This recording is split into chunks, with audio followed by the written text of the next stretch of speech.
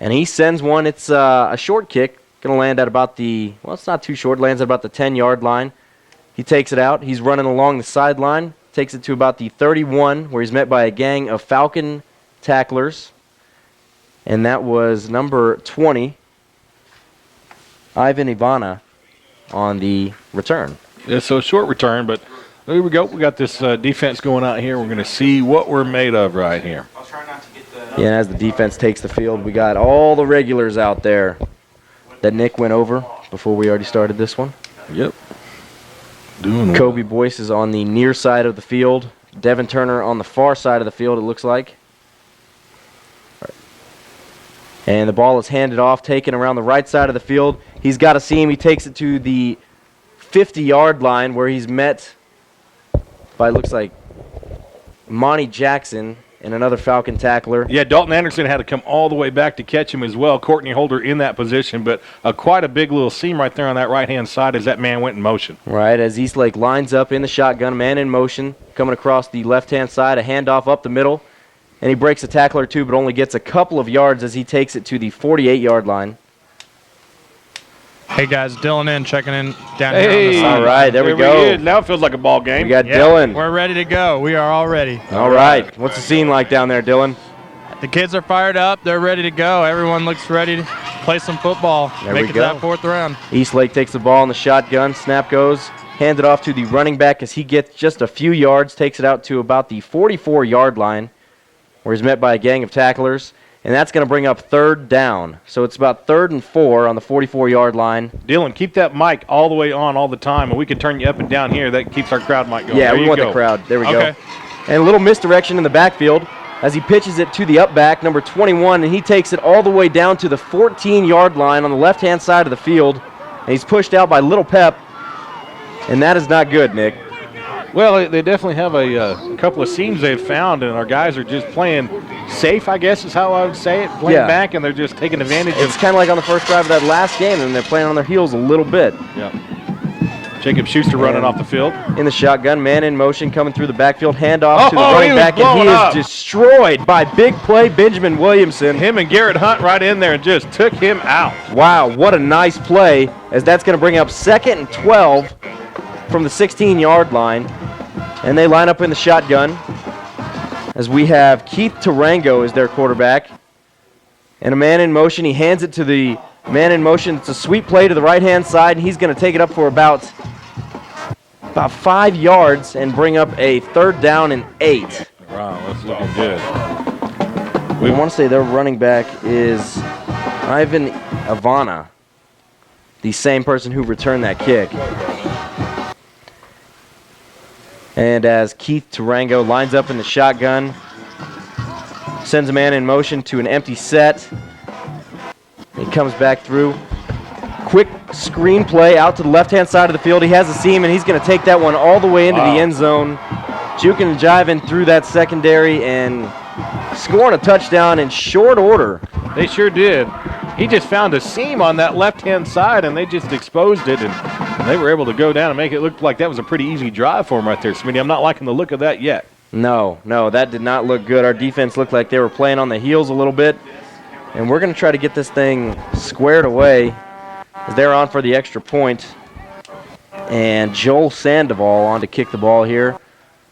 And the ball is snapped. It's a high snap, but he's able to get that one off, and it looks like that is dead square in the middle of the uprights. It's going to be 7-0 Eastlake as we are the Lake Dallas Quarterback Club Network. Chick-fil-A, stop in and get your game day morning started with chicken minis, or get you a bacon, egg, and cheese biscuit to get your day started right. Come on into your local Chick-fil-A and try our sweet tea. Save the cows and eat more chicken. Chick-fil-A. You know well, I'm a chicken fried. Dan Smith here, wanting to let you know about the greatness of Dr. V at Corinth Orthodontics. Dr. V and his patient-friendly staff go out of their way to treat their patients like family, including both of my daughters. Dr. V treats children and adults for all orthodontic needs. Please visit www.drvortho.com to arrange for your complimentary consultation. Corinth Orthodontics, helping to make the Lake Cities beautiful, one smile at a time. All right, and it is 7-0 here in Midland, Texas. Your Fighting Falcons are down to the Falcons of Eastlake, and that rushing attack really really gashed us on that first defensive set we had out there as they're set for the kickoff. And Sandoval kicks a high pooch kick, and that is fielded by Tristan Bowen, and he steps out of bounds. No, quickly. that's Daniel Rivera. That was Daniel Rivera. I think he stepped out as he caught it. And they're going to take over possession at the 29-yard line, it looks like. So we're going to get this thing going, and hopefully Dagan Hahn and this Falcon offense will be able to match what Eastlake was able to put up. And guys, Griffin Knox is in at center right now. That's right.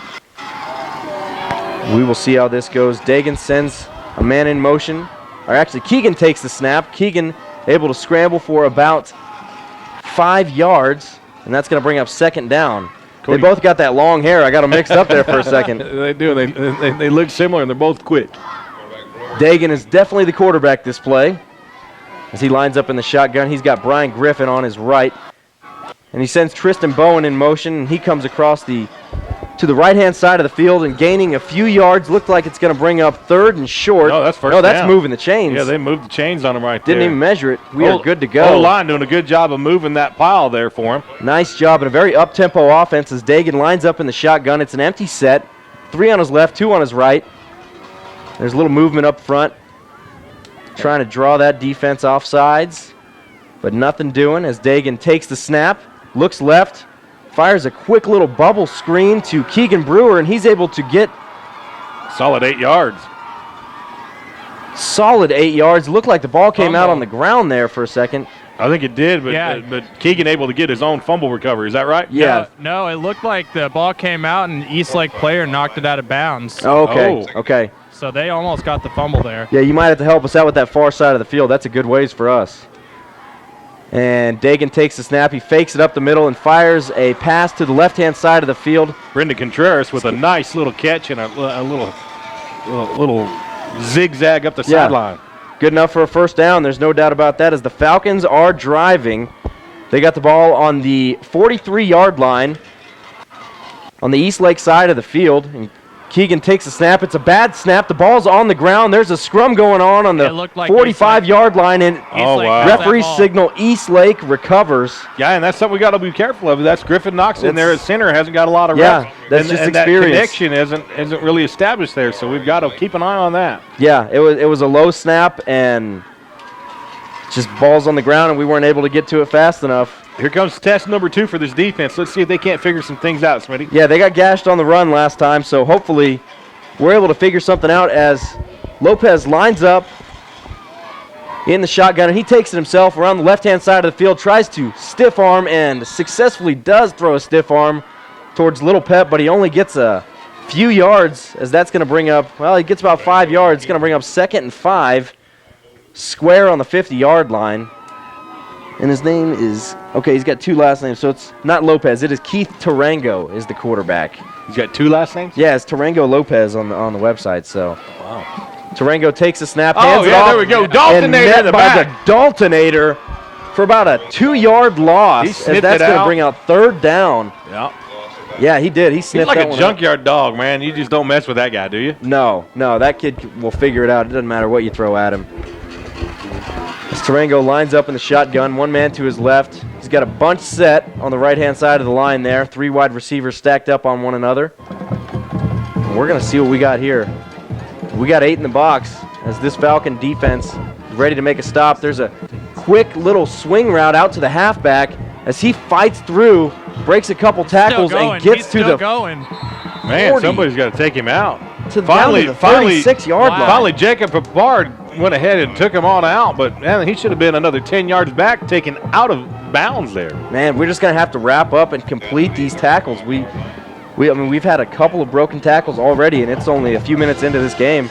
We got 7:30 to go in the first as Tarango lines up in the shotgun. Man in motion coming across the left-hand side. Ball is handed off to the right-hand side of the field.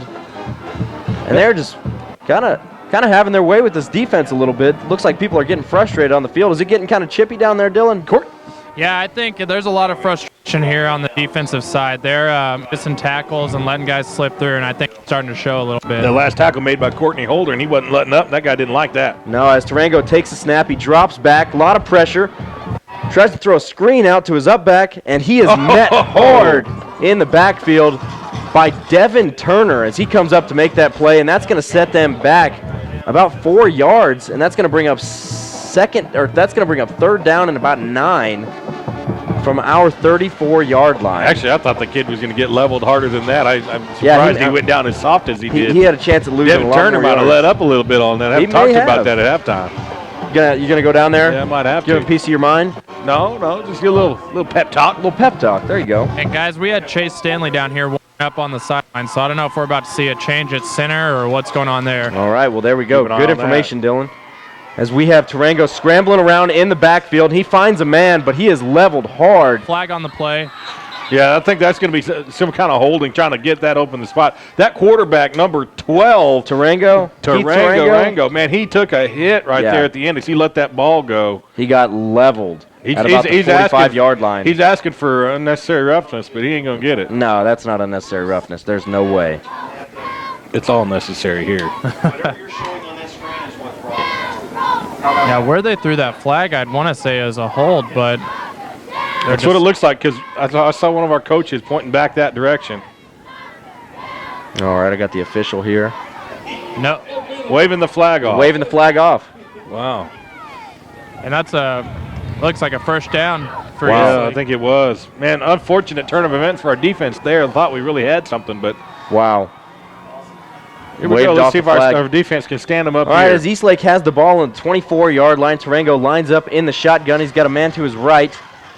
Puts a man in motion as number 23 takes the ball and is hit hard at the 21-yard line for a pickup of about 3 yards. You know, I'm watching what our defense is doing. It looks like we're getting a good job of trying to get around the edge and do containment. What they're doing is they're just looking upfield and they're finding a wide open seam because we're so worried about the left to right action that they're just all of a sudden north and south is open. And there's a man in motion every single play. There's a fake to the left-hand side of the field as he hands it off to Isaiah Holguin, and that's a pickup of enough for a first down as they're going to take that one down to about the 10-yard line. 11-yard pickup on the play. And I think that was it Devin Trailer that got that? Devontae Trailer? Yeah, Devontae. Yeah, it looked like he chased that one down. As we have Holguin lining up. Oh, there we go. Offensive. All right, yeah, that's going to be a false start. Hey, you got the mic going now. There we go. Look at that. Check that out. Got some live playoff action. In the world. That was Robert Lazarin, number 70 for the offensive line of Eastlake. Hey, Dan, if you're out there listening still, hey, they're cheating. We caught them already. Do a little Smith action. I do not take after him. So what would he say right there? If you ain't cheating? If you ain't cheating, you ain't trying. Exactly. Smith family traditions. Trademark of Dan Smith. As Tarango lines up in the shotgun, he hands the ball off to his halfback, and he is met behind the line of scrimmage for a loss of a yard, and that's going to bring up second down and 16. You know, guys, it looks like they're almost struggling to see this running back behind the O-line. Yeah, he's a small little running back. Yeah, I'd have to say he's about 5'5", and I think they're having trouble seeing him what hole he's going to hit. Yeah, and they're pulling guards. There's a lot of movement up front, so it's hard to keep your eye on that guy. As the ball is play action, and Tarango fires one out to the right-hand side of the field, and he is met by Big Pep. Yeah, and he hit hard, Nick. Yeah, he did a nice little slide tackle on him right there. I didn't see him wrap up, but didn't need to. Just a nice hard hit, and when it's cold, that's going to take a toll on that young man. Yeah, there's no doubt about that. You don't want to take hits like that in this weather. As Tarango takes the ball, he drops back. Barely avoids a sack by big play Benjamin Williamson. He's scrambling and driven out of bounds by Courtney Holder. Look at Courtney. And that he is shaking up. Yeah, he's limping around a little bit. Yeah, he got that ball down to about the 8-yard line, and Courtney just took him out of bounds. But Courtney saved a touchdown on that because it was wide open. Oh, there's no doubt. Yeah. He thought he had him beat, and Courtney chased him down and rode him hard. Yeah, Tarango was frustrated because he saw nothing but felt in front of him. He thought he was going to get into the end zone, but... So we got the kicker coming on the field here. Yep. As they're going to attempt a field goal. Which that's a win for our defense right now to stop them and get... Hopefully they miss this field goal. Looks like it's going to be a 27-yarder. As Joel Sandoval is on for the try. It's a high snap. He snapped over his head. And he's running around in the backfield. Misses one tackle. Devin Turner chasing him down. He just got taken out at the sideline. Yeah, but it was all one motion. There's no need to throw a flag on that. That was a good hit right there. Yeah. And that is going to be a turnover off of the over-the-head snap. You just got to ask for it sometimes. And the Falcons are going to take over possession at the 30-yard line, at the 29-yard line. Big momentum shift there. Wow, that was huge. I don't know what Kyle Roundtree did, but his defensive coach was in his face about something. I didn't see what happened there. It looked all good to me, but coach saw something he wanted to work on. Yeah, there's no doubt. He was fired up, but I think everybody is down there as Dagan takes a snap and hands it to Courtney Holder. He goes left and gets wrapped up and brought down for a loss of about 4 on that one, as we're going to take the ball for 2nd and 14 at our 25-yard line. And it looks like Chase Stanley is in at center now. And Chase Stanley has returned to the game, or has come into the game for the first time today, I should say. After that snap debacle on the first drive, Dagan lines up. There's 4 receivers on his left. He sends Brandon Contreras in motion across to the left-hand side of the field. A lot of pressure. Dagan scrambling, tries to find a man. Chris Slater in and out of the hands of Chris Slater. Would have been about a 5-yard pickup there, but Chris, right as he went for the ball, got hit pretty hard on his hip right there, which was great defense by them. Yeah, that was well covered, and we're going to try to go for a 3rd and 14. Like I said, ball at our own 25-yard line. Struggling to get the offense going here. Dagan Hahn lines up in an empty set, 3 on his left, 2 on his right, and we have a false start. Yeah, number 65 right there for the Falcons. Justin Cadenhead, just a little excited there to get that block. Well, it's 3rd and 19 now. And like I said in the pregame, we're averaging every time we complete a pass, it's 16 yards, so we got a chance here. Let's not get our heads down as Dagan lines up in the shotgun, empty set, 3 on his left, 2 on his right. And they look back at the sideline as they usually do. Looks like there's a little confusion, but they got it all figured out as Dagan is ready for the snap. And he drops back, looking left. Fires a quick little screen out to Contreras on the left-hand side of the field. Contreras is going to get about 8 yards on that one, but not nearly enough for a first down as we're short by about 11 yards. It's complete to Contreras. And I don't mind the call there. It's a little conservative, but you never know when that's going to work, and especially in this cold weather like that, and no reason to throw it all the way out there and chance nothing. No, especially once you just got a little bit momentum back on your side. Yep. You got a decent punter in Benjamin Williamson. He's going to try to pin him deep or at least get this one out of bounds. I don't know much about the return man as Ben gets a boomer. It's going to land at the 30-yard line. A little bit of juking and jiving. But he is going to be brought down for a gain of only 2 yards on that return. That was covered really well. Cody Pierce was down there on the tackle. Can you believe the wheels on the big man down there? Wow, look at that. What's he running a 40 in these days? I'm not sure. But I'll tell you after this break, as we are the Lake Dallas Quarterback Club broadcast. No, we're not. We're going to stay right here. That was my bad, Harvey. The catering? I set you up. I thought they were going to take a little longer. Action's moving fast here at the playoffs. That's all right. Things are going crazy right now. I just got excited. Cody Pierce making a tackle on a punt return. Who saw that coming today? I did not. His dad and mom did, that's for sure. All right. And as Tarango takes the snap, he takes it left, and he's got a big seam, lot of room, chased down by Courtney Holder, and on the left-hand side of the fight. That ball is out. That ball is out. That ball is Falcon ball. Yes! Come on, they're going to say he was down. Tackled at about Tackled at about the 33-yard line. They're going to say he was down. Oh, man, let's watch this replay on the vision board for everybody that's here in the stadium. Wow. I don't know. They're getting ready to call another play here, Smitty. As Tarango lines up in the shotgun, man in motion, but the ball is handed off up the middle to the halfback, and he has a lot of room and scrambles for really close to a first down and a pickup of at least 10. And he was down. When you watch that replay there, he was down. It came out right about the same time, so it was a good call. Okay. They are going to go ahead and move the chains. Eastlake has a first down, 1st and 10 on the 25-yard line as Tarango takes the ball in the shotgun, hands it off to the right-hand side of the field, and he is met by Devin Turner and a host of Falcon tacklers and a loss of 2 yards on that play. This is going to bring up 2nd and 12. Sometimes known as a flock of Falcons. A flock of flying Falcons. You are correct, Nicholas. And guys, we're kind of mix and matching here. We're stopping them behind the line and then giving up a big play. Yeah. If we can be more consistent stopping them behind the line, we could start having more success on the defensive side. Oh, there's no doubt. Yeah, we got to figure this out because these misdirections, we're just getting fooled sometimes. That's all it is. As Tarango takes the ball on the left-hand side of the field, he scrambles but is met by Courtney Holder and tripped up and gets a few yards on that one as that's going to bring up 3rd down And about 8. 7 or 8 yards, yeah. 7.5 split the difference. 7.5. We'll go with that. Kane Cox in on that last tackle as well. As we got a minute to go here in the first quarter, 3rd and 7 from our 21. As Eastlake has the ball, looks like Tarango's going to. Thought they were going to line up under center for a second. Called an audible at the line as Tarango lines up in an empty set. It's shotgun, 2 on his left, 2 on his right. There's a man in motion coming across the backfield. Oh! As that ball is bobbled and dropped. Wow, he was feeling the pressure on that, and it looks like Devin Turner is shaking up a little bit there too. Yeah, he struggled with an ankle injury in the second game of the playoffs. Yeah, Devin Turner was bringing the heat on that play. He's hurt a little bit. He's definitely shaking up. Definitely caused some pressure to the quarterback. Tarango found an open man, a wide open man. They're going for it on 4th down. He just couldn't come up with the ball. Dylan, they are definitely going for it on 4th down. Tarango lines up in the shotgun. He's got a halfback on his right. Double set. A man in motion going across to the right-hand side of the field as Tarango almost takes the snap on the move. Wow, tries he just to find throws a guy. it away.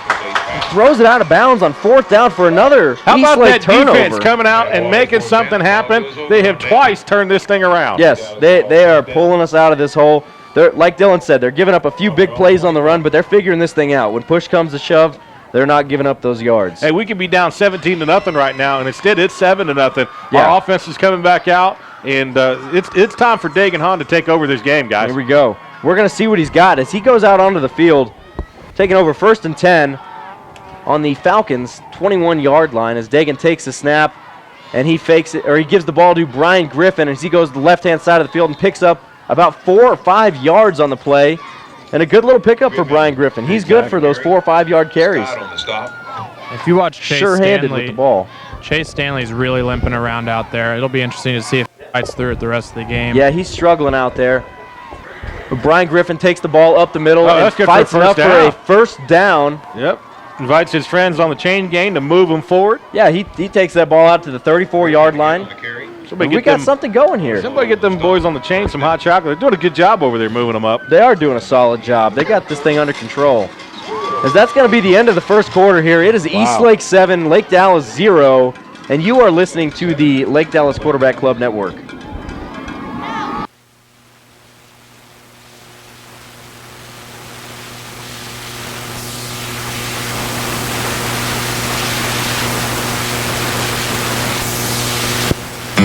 James Wood of Decatur and Denton, your source for new and used Chevy, GMC, Cadillac, and Buick. Push, pull, or drag your old sad ride in today and roll out in style at James Wood, Denton, and Decatur.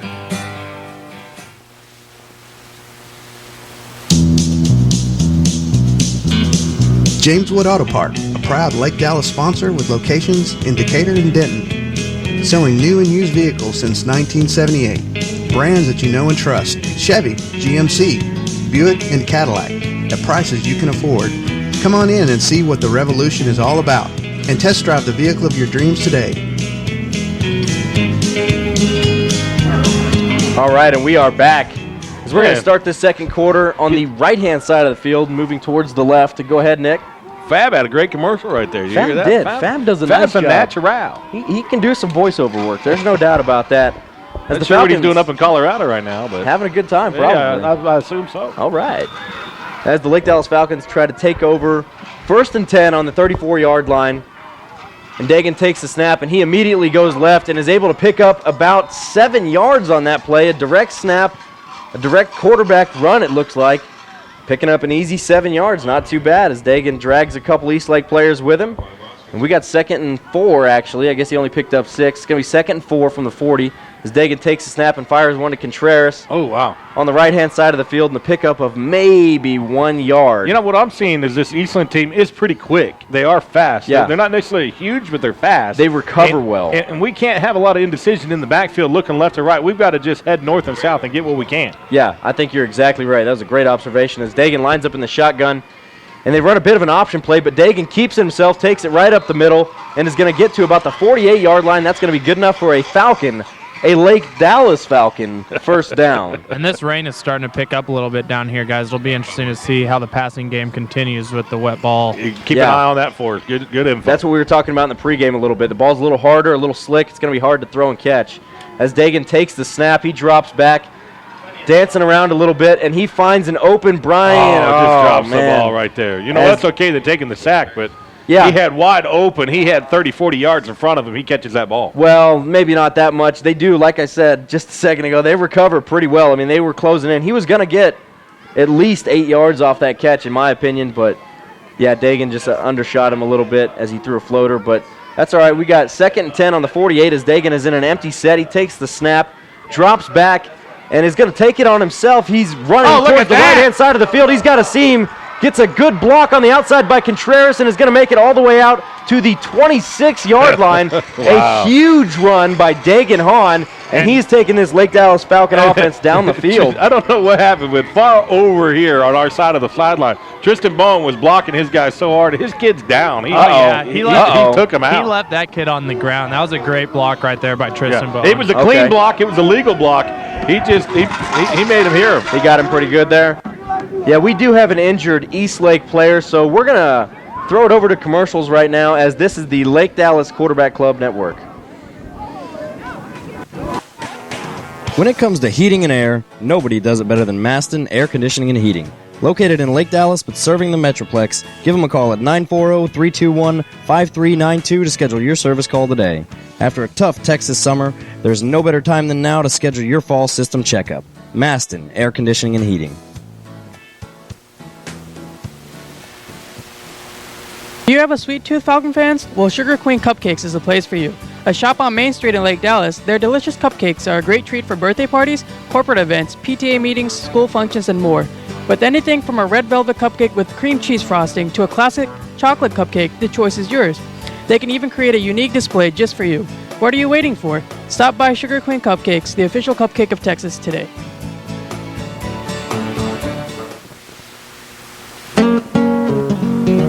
Chick-fil-A, stop in and get your game day morning started with chicken minis or get you a bacon, egg, and cheese biscuit to get your day started right. Come on into your local Chick-fil-A and try our sweet tea, save the cows, and eat more chicken. Chick-fil-A. You know well I'm a chicken fried. Do you need a lift kit to jack your truck to the moon, Texas style? A tune-up for Old Faithful, keeping her going? Or maybe just some new kicks for that whip? Come on down to Goodyear Tire and Auto Service of Denton on Sato Court off of Loop 88 near Golden Triangle Mall. Go online to schedule an appointment today or call 940-565-9651. Goodyear TAS of Denton.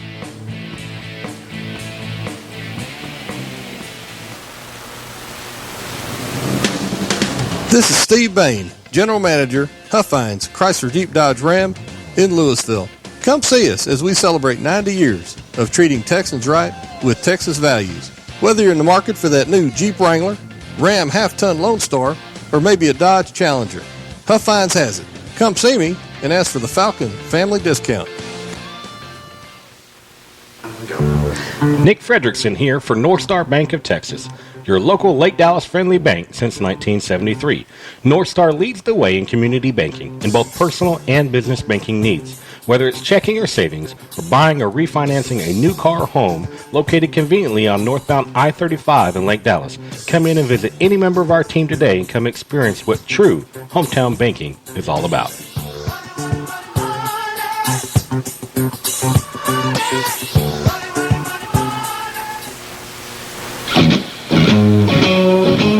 Southern Comfort Mechanical, your hometown heating and air conditioning company. We specialize in air conditioning repair, AC preventative maintenance, furnace and heater repair. Locally owned family business operated by Lori Frazier, a former Falcon. Call today, 972-420-1700 to get the Falcon family discount. Southern Comfort Mechanical, where comfort is our middle name.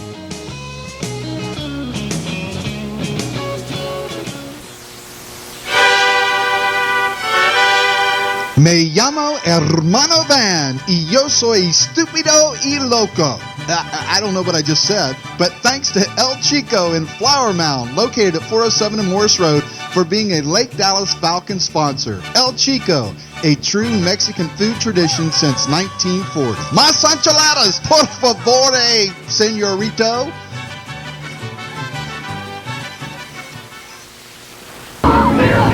You talking to Dan? No. We're doing our best. If we got a little technical issue, we don't have our normal monitoring system around here, and so we're trying to get the scoreboard right for everybody at home, but it's dropping a little bit because we can't show the vidya board, so we're trying to be real careful with that. Definitely not showing the vidya board. Yeah. Directly to our right is a UIL guy, and we do not want to get in trouble and cost our team any problems. He's got some binocs. Yeah. He's got some headsets. He's talking away right now. So, Smitty, tell us what we got going on the field right now. Okay, well, we still have an injured Eastlake player, unfortunately. It stemmed from that Tristan Bowen block, I believe. Dylan, is that correct? That's right, and I mean, he started off on his stomach laying face down, and the only movement he's made is his legs, and he's rolled over on his back now. So this might be something pretty bad for this kid. They just took the gurney back. I don't know if he's going to get something else or put the gurney up, but hopefully that's a good sign that the gurney's going back. There are some paramedics coming out on the field now, though, so they're waving some more people over. I'm not sure what they're getting out here now. Man, well, hopefully they're able to get this figured out. His legs are moving. He's moving his legs back and forth. He's trying to move. That's a good sign. You always worry about those sort of things. You know, because I was looking at the play. I was watching Dagan on the far side of the field near the 20-yard line. And so I think you guys were able to see that a lot better than I was. I didn't even see what happened, to be honest with you. But as we're getting that all sorted out, and hopefully that kid's all right, I'm just kind of going to run down what we've had happen in case you're just joining us. It is 10:45 to go in the second quarter. Eastlake is on top 7-0. And in the first drive, Eastlake got the ball to start the game. They just pretty much marched it down the field, had a huge running attack. I mean, we could not stop them on the ground. And their first drive went for 70 yards and a touchdown. And we had no answer. It looked like we had no answer. But we've started a couple games this year like that. We've started a couple games where our defense starts a little slow, and then something clicks, and we don't give up many yards the rest of the game. We have a lot of 14-point games that they score in the first, two drives of the game. So, like I said, they scored on the first drive, 70 yards, huge running attack. LD got the ball, and we ended up turning it over. They're driving the ambulance on the field. Yeah. You allowed to do that? I think they're allowed to do that. I think so. I'm just asking. I've never seen it done before. It makes sense that you could go get a player off the middle of the field. Yeah, they are. Yeah, wow. I really hope he's all right because they are. You make a good point though. You want to see these kids compete, but we wouldn't want to see any of our kids hurt like that either. No, you wouldn't want to see any of the kids hurt like that. You want to see them have a good competitive spirit, but everybody come out of here walking and talking like they came in here. And unfortunately today for the Eastland, they got to go check him out a little bit better. Yeah, I'm sure everything's going to be all right. He's going to get looked at a little bit as they are bringing the stretcher out onto the field. They got an ambulance parked on about the 45, 50-yard line right now, and there are a couple paramedics getting the stretcher out. And, while this is going on, we're actually going to throw it back to commercial break as we are getting this thing going. Do you need a lift kit to jack your truck to the moon, Texas style? A tune-up for Old Faithful, keeping her going? Or maybe just some new kicks for that whip? Come on down to Goodyear Tire and Auto Service of Denton on Sato Court off of Loop 88 near Golden Triangle Mall. Go online to schedule an appointment today or call 940-565-9651. Goodyear TAS of Denton.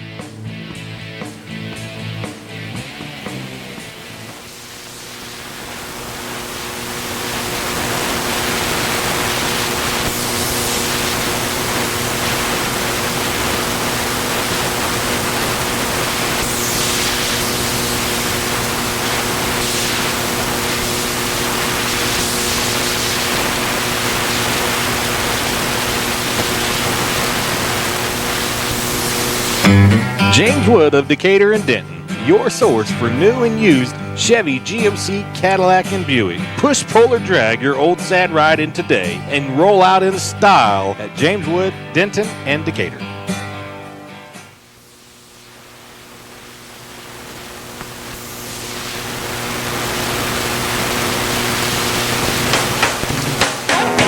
When it comes to heating and air, nobody does it better than Maston Air Conditioning and Heating. Located in Lake Dallas but serving the Metroplex, give them a call at 940-321-5392 to schedule your service call today. After a tough Texas summer, there's no better time than now to schedule your fall system checkup. Maston Air Conditioning and Heating.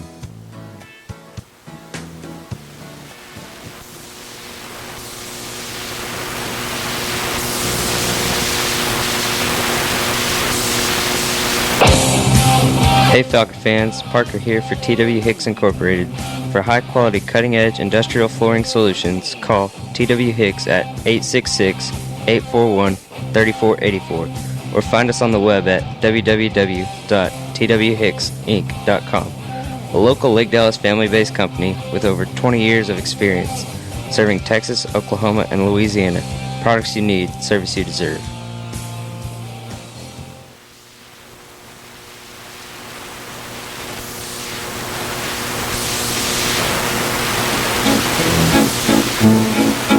When the moon hits your eye like a big pizza pie, that's amore.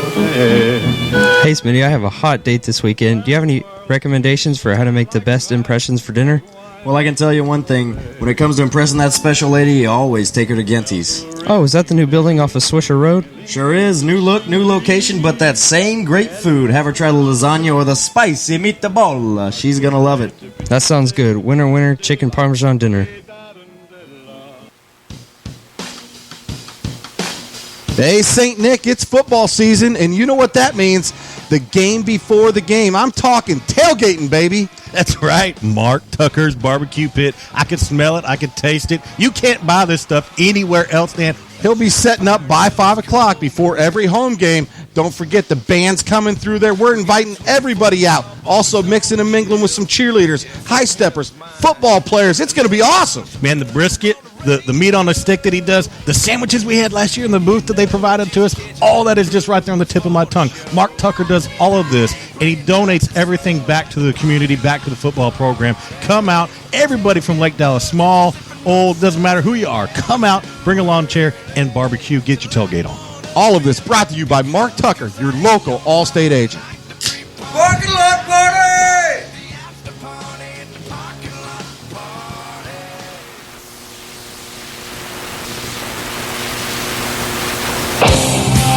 Hey Falcon fans, Parker here for TW Hicks Incorporated. For high-quality, cutting-edge industrial flooring solutions, call TW Hicks at 866-841-3484 or find us on the web at www.twhicksinc.com. A local Lake Dallas family-based company with over 20 years of experience, serving Texas, Oklahoma, and Louisiana. Products you need, service you deserve.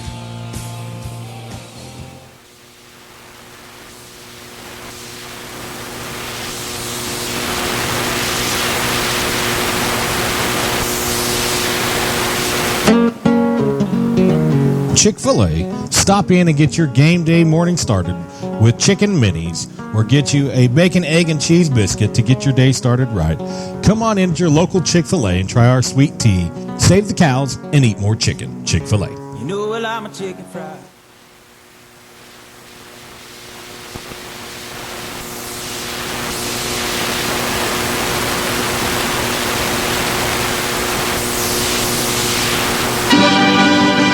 El Chico in Flower Mound. And now for our Spanish-speaking friends. El Chico in Flower Mound. A true Mexican food tradition since 1940. Un verde mercado comida tradicionales since 1940. El Chico, a proud sponsor of Falcon football. El Ditto.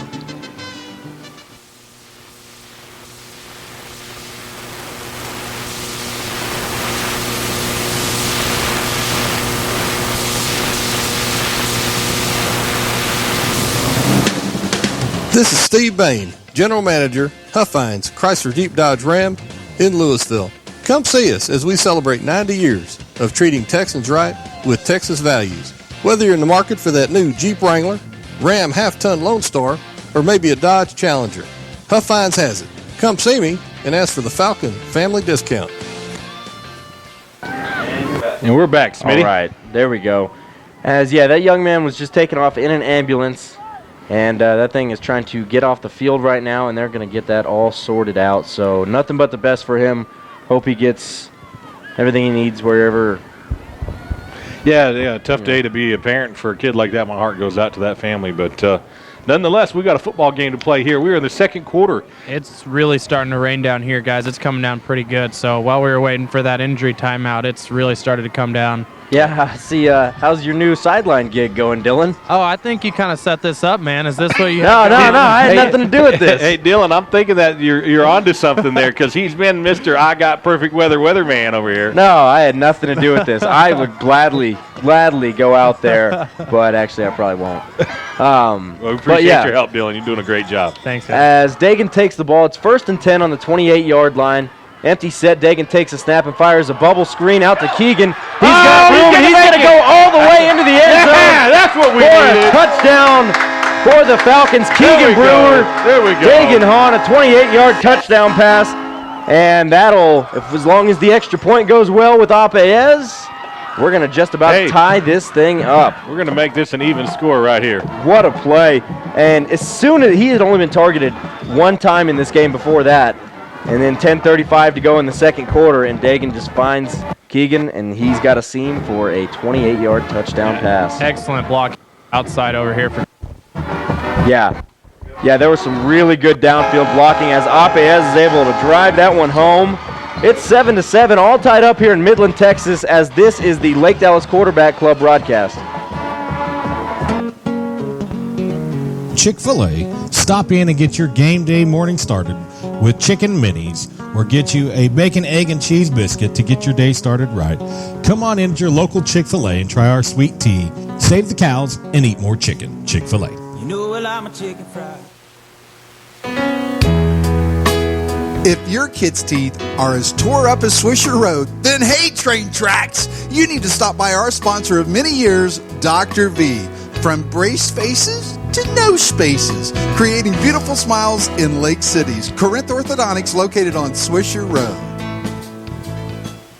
All right, and we are back. We got 10:33 to go here in the second quarter. It's all tied up, 7-7, Eastlake and Lake Dallas, as Apayez is ready to kick this one deep. And Nick, what a drive that was. Wow, that was an exciting experience right there, and we are ready to go. I think we're just getting primed. Yeah, and it was a weird drive with the injury and everything, but Apayez sends this one. It's a short pooch kick, going to land at about the 28-yard line, and number 5 is taking that one along the left-hand side of the field, throws a stiff arm towards Courtney Holder, but he's just going to drive him out of bounds. Yeah, he was out of bounds. And there's some action going on that other sideline. Flags are flying everywhere, as it looks like Courtney is walking away, or Kane Cox is walking away clapping from that one. That was Courtney. No, that's Courtney Holder down there. Yeah, okay. He ran him out of bounds. You're going to have it may be offsetting because I think Courtney took him out of bounds a little bit, but there was a scuffle going on that sideline, and it looked like they retaliated a little bit. I think they might have. And y'all might have already covered this before I jumped on, but am I just missing the Eastlake band here? Did they not travel today? No, the band or the helmet crew. It's we don't know why. We don't have a reason other than we just travel really well, I guess is all we can say. Yeah, I guess no band for them. Whatever. No big deal. We always get to do the national anthem anyways. But, hey, Dylan, you hear yourself cutting in and out a little bit? A little bit. Okay, if you can find a spot where you're not doing that, it gets a little fickle sometimes with that mic. Okay. So just find where you're not doing that and kind of just, you got to stay put a little bit. Okay. We're going to figure it out, though. Personal foul. Yeah. They're saying it was on us, but he pointed back towards Eastland. I don't understand that, but whatever. Interesting. Now we got to walk it back the other direction? Okay, yep. Now the other part of the penalty. Here we go. Now he's going to Okay, so it was a 15-yard personal foul on the Falcons. Exactly. I mean, wouldn't that just be offsetting? Why walk the ball both ways? 15 plus minus 15 equals 0. Whatever, all the same. Hey, anyways, does he go to what kind of math do they do out in this part of the world? Well, Yeah, you're there. Yeah, you're on. Well, we do a little bit of kind of different math out here in West Texas. Carry the 1 minus the 2. As the ball is snapped, and that looks like he is going to take that one all the way out to the 45-yard line. Definitely good enough for an Eastlake. Maybe not good enough for an Eastlake first down. It might be second and inches. So if you go to the barn and you got 15 cows. I think that's the tax test in this area. As Tarango lines up in the shotgun, and he hands the ball off to a man in motion. He's coming through the backfield and tries to turn it upfield. Missed tackle. As there was a missed tackle, and he's going to scamper for about 8 yards on that one. That was number 23, Isaiah Holguin. Yeah, Courtney Holder finally brought him down, but Kane Cox. Yeah, Kane Cox had a little bit of a missed tackle. And we are a little trickery there. Little trickery, yeah. Oh, as Hoagland takes the ball, but yeah, he is met hard by Kane Cox and is brought down, but not before he is able to get to first down yardage. As Eastlake is driving a little bit, and we're having a hard time coming up with an answer for this rushing attack. What's going on, Dylan? What are you seeing down there? You know, it really, to me, looks like they have their O-linemen stand up, and you can't really see what they've got going on back there until the guy kind of squirts out. There's 2 or 3 guys running out. He's still not down. Well, there we go. As Tarango took the handoff, Tarango took the snap and handed it off. He was one feisty little to Mighty number Mouse. 8, Adrian Chavez. Kind of what he reminds me of, like a little Mighty Mouse. Yeah, he got met in the backfield hard. He like flips around like a circus actor and just keeps on moving. Yeah. As we got 2nd and 10 from the 42-yard line, as Tarango fires a little bubble route out to the up back, and he's brought down hard. That's Chavez again, Adrian Chavez. Asking for some kind of call. Is he asking for an unsportsmanlike? You know, Big Ben's over there just going, hey, I'm big play Ben. What do you want from me? Yeah, I think Ben and Big Pep gave him a little bit more than he wanted right there. Well, that's what he's going to get. As Tarango takes the snap and hands it off to Hoagland, who Come on, takes it throw on the a flag. left-hand side of the field. Freaking tripping us. It goes out bounds. Dalton Anderson had a beeline on him. Number 60 just goes and trips him up on that. I didn't know we could do that anymore. Man. As that's going to bring up a 4th down. Yeah, as Eastlake is going to have a 4th down. So our defense doing on the 37-yard line. This is a pretty big 4th down right here. We hold them here. This is huge because our offense seems to be getting in a little bit of a rhythm as Tarango lines up in an empty set, shotgun formation. Little bit of movement up front, but it looks like Big Play Ben was able to get back in time. Nothing doing yet as Tarango is ready for the snap. Takes the snap, looks, it's a quarterback draw right up the middle. Enough for a first down, though. And got it.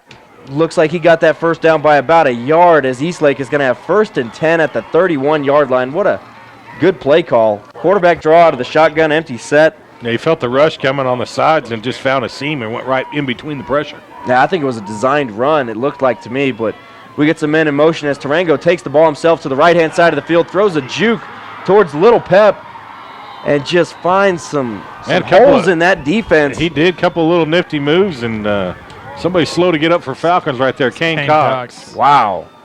Yeah, it's Tarango. I mean, he's a big quarterback, but he's pretty nifty on his feet. I mean, he's quick. Jacob Schuster in for Biggerstaff. Biggerstaff coming out, hitting himself on a helmet. And Tarango takes the snap, hands it off, up the middle, and then running back's going to scamper to about the 8-yard line. They are a very disciplined north-south running team right there. That's good. Yeah, I mean, they're just got to hitting have the an holes. answer for that. They're blowing up that defensive line a little bit. We're not getting any kind of pressure or penetration on their offensive line. We need blockage and stoppage. That's what we need. As Tarango lines up in the shotgun, he's got man in the backfield, sends a man in motion, hands it off to the left-hand side of the field, and he's going to get down to about the 5-yard line. That looks like a first down. Dylan, is that number 21 down there? It just took the ball? Yeah. I think that was 21. 21, that is Alex Vasquez. And it looks like they're going to do some type of wildcat here with Tarango Lopez just took a trot over the sideline. So. Okay. Keep an eye on this. Cool. Yeah, they are lined up in the wildcat. Hit each other in the backfield. Yeah, themselves on that one. There was a lot going on that play. A lot of misdirection going on in the backfield. There was about 2 fake handoffs. Garrett Hunt is struggling to get up, guys. Yeah, Garrett Hunt is hurting a little bit. And the trainers run out to the field. That looks like a hamstring. Damian Hyde. Oh, is that Damian Hyde? Yeah, and he was injured in the first game of the season as well. Yeah, he's been a little injury prone at times, especially with his knees and his legs. Well, he's getting checked out by the trainers. While that's happening, we are going to go over kind of what's happened in the game so far. So, like I said, Eastlake scored on that first drive. They had a huge rushing attack, like they're kind of displaying on this drive as well. They went for 70 yards, was able to score a touchdown. We got the ball back. We turned it over. We had some troubles at center. Griffin Knox was in the game, and he had a low snap. Eastlake got the ball back. They drove it down, got to about the 10-yard line, tried to kick a field goal, snapped it over the head. Eastlake turns the ball over, gives it back to Lake Dallas. Lake Dallas couldn't do much with it. Had to punt the ball away. Punted it to Eastlake. Eastlake turned it over again, and that's when Lake Dallas went on their touchdown drive and was finally able to cap it off with a 28-yard pass from Hahn to Brewer to tie this one up at 7. And that was about at 10 minutes and 30 seconds to go in the second quarter. Sure. And from then on, it's been all Eastlake on this drive as they have just been running it down our throats. And looks like we're about to get back in action as Keith Tarango is back on the field at quarterback with Adrian Chavez as his running back. He's got 2 wide receivers on the right, 1 on the left. And that clock starts up again. Time to call Joker. Is it time? Is it time for a little Joker? As we got some penetration in the backfield as he's trying to get chased down and looks like he is going to score a touchdown. Wow, he just acrobatically just leaped into the end zone and somehow. we had a couple broken tackles on that play as the man in motion took the ball from Tarango and just went across the right-hand side of the field and completely made everyone miss into the end zone for a touchdown. That fourth down where the quarterback went with the go-ahead and stretched it out, that was big time. As they are lining up for the extra point. Yeah, they jumped. They got a little movement there. Going to be a false start, back them up 5 yards, and they're not exactly the best at snaps. Even that snap was not that good. No, they're not. We're having a little discussion about it. White hat, black hat. Going to talk about who moved. Got a false start. Oh, really? Did he just signal false start on the defense? That was the signal he did, but said something else. Well, usually when the defense false starts, they don't blow the whistle. Yeah, because that's not a real-life thing. So they can't false start if you're the defense. So whatever. I guess we're just going to retry that one. We got Joel Sepulveda lining up for the extra point. Hopefully the snap goes over his head as well. We'll get a little points out of this. Oh, yeah. High snap bad again. Snap. I mean, it was a terrible, terrible snap from Eastlake, and we can count on that unless they're able to figure something out anytime they line up in a kicking formation. As Eastlake pretty much just destroyed us on that on the ground, was able to figure some things out, running the ball, and we got time to play one commercial. We're probably going to throw it to break. This is the Lake Dallas Quarterback Club Network. Take your old Model T up to Geico Insurance, the big yellow house off I-35 and Corinth Parkway. Find out what all the hoo-bally and the ballyhoo's about when you call Cheryl McDonald at 940-321-3990, and you find out how you could save 15% in 15 minutes. All right, we're back. And Nick, any thoughts on that drive? You know, our defense held them up, and we had a chance. That fourth down was big time for us because we stop them there, we get the ball back, we take 7 points off the board. We let them have it, and then they were able to just find a way to dice our defense up enough to sneak into the end zone. I wouldn't say destroyed us, but they definitely pretty crafty. Yeah, and you would think, our defense, with that injury for Eastlake, they had a lot of time to sit and recover, but in a cold game like this, that may be the last thing you want to do. Yeah, exactly. Sitting and getting rested because you need to keep that blood going, those muscles warm. And Eastlake is ready to kick the ball. It's a low squib type kick as it is recovered at about the 25-yard line. And Daniel Rivera has the ball and makes it to about the 49-yard line. Return. A nice return on a low kick as that kid has some wheels on him. And if he gets a little bit of room in front of him, he's going to run and run fast. And that's just what he did as Lake Dallas is going to take the ball over at the Lake Dallas 49-yard line. Only 51 to go for those 7 points. Those sweet, sweet 6 points, I should say, Nick. Sweet. Yeah. We got a ball game here, guys. Both teams are battling right here. And this is football weather. This is playoff football, and it's pretty exciting to watch as Dagan is lined up in the empty set, shotgun formation, 3 on his left, 2 on his right. He looks left and fires one to Brendan Contreras, who's hit open. Yeah, there we go. Flags are flying from all directions as Brendan Contreras got about 13 yards on his own, and you can go ahead and already tack on another 15 yards because there's multiple flags. 3 refs look like they called the same face mask to me. And once again, Tristan Bowen was just driving his guy straight into the ground. He's doing a great job of blocking tonight. And that's what you need. Those Yeah, it's going to be a face masker. Go ahead, move them up 15 yards. Great play. And like you're saying, Dylan, those wide receivers getting downfield and blocking, that's what's opening up lanes for these ball carriers to run. Right, and we've got a lot of size on these guys manned up. So as looks like Keegan takes the direct snap, and he's able to scramble upwards for about 5 yards. Yeah. So he's driven backwards towards the end of that play, but they're going to remain with forward progress. It looks like we're going to take over with 2nd and 5 at about the 19-yard line. And our offense is nothing to scoff at either. I mean, we're able to move the ball pretty well today also, I mean, except for that first couple drives. As Dagan is back in at quarterback, and he looks left immediately, takes the snap. Tristan Bowen with the catch. Gets it down to about the 9-yard line. Yeah. As that's going to be good enough for a Falcon first down. It's going to be 1st and goal. Yeah, I told you earlier before we started, this was a game that Tristan could really excel in. He's a gritty kind of player. Yeah. And this is what you need, this kind of weather and these conditions, and he's showing up, guys. And you can tell there hasn't been one downfield pass attempted really over 10 yards in the air. It's cold. These conditions are a little different. As Nice Dagan hole. takes the Look ball at himself that. and tries to carry the team into the end zone. He's going to get in. That's going to be a Lake Dallas football touchdown. You kidding me? Dagan Hahn doing it on his Wow. own there. He had a little bit of help from his offensive line friends. Man, he had to hold it up just long enough to get a push right there, and his big uglies came in and said, let's bear hug him into the end zone, guys. Yeah, Dagan got met by a couple of Eastlake defenders on the goal line, and he basically did not go down and waited long enough for his team to come in and push him into the end Wow. zone. As we got a 13-14 ball game with Apayez attempting the point after.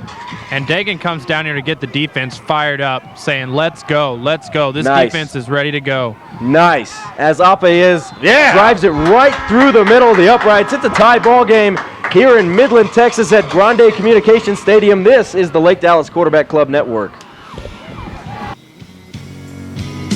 King Brothers Boat Storage in Hickory Creek is a family-owned and operated facility providing quality service since 1984. 20 acres of outdoor or covered storage for your boat or RV. Secured by wrought iron fencing, coated gates with 24-hour access, on-site security, 2 air-conditioned restrooms, and on-site boat repair. Stop by and talk to Randy or Paulo about your option for quality storage at an affordable price. King Brothers Boat Storage. Wow. And we are all excited in the booth up here. I know you are too. Seeing your brother run that one across the goal line, Dylan, it's got to be cool to watch here in a playoff setting. Oh, yeah, it's unbelievable. I mean, just from the knee surgery on to everything, it's awesome to see him doing these What a things now. cool season. We'll touch on that a little while here, nearer to halftime, my guess. But Apayez is on for the kickoff, and he's looking to kick one deep. It's not too deep. A bit of a short kick going to land at about the 16-yard line. The ball's running around on the ground. It's picked up, and this guy has nowhere to go as he's finding somewhere to go and reverses field along the left-hand sideline. He makes a couple guys miss as Number 4, who do we have? Anson Trong is finally able to bring him down, as I thought they had him bottled up at the 30-yard line. Yeah, and guys, I think we had a couple blocking the backs that did go unnoticed back there. Yeah, I would agree with that, too. He had way too much time to dance around back there for nothing like that to have happened. But nonetheless, they don't call it, so here they are knocking at our door right now with a 1st and 10 from our own 43-yard line. I spoke a little too soon when I said he had nowhere to go, I suppose, but Tarango is lined up in the shotgun. He's got a halfback on his right as well as 3 wide receivers and 1 on his left. As they're ready to get this thing going, he takes the snap and hands it off to Chavez as he scampers for about 0 yards and is met hard by Kane Cox at the line of scrimmage.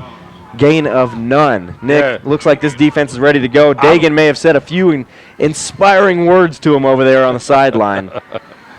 You know, Kane got super low on that because that kid's short anyway, and he took him out at the the shins, yeah.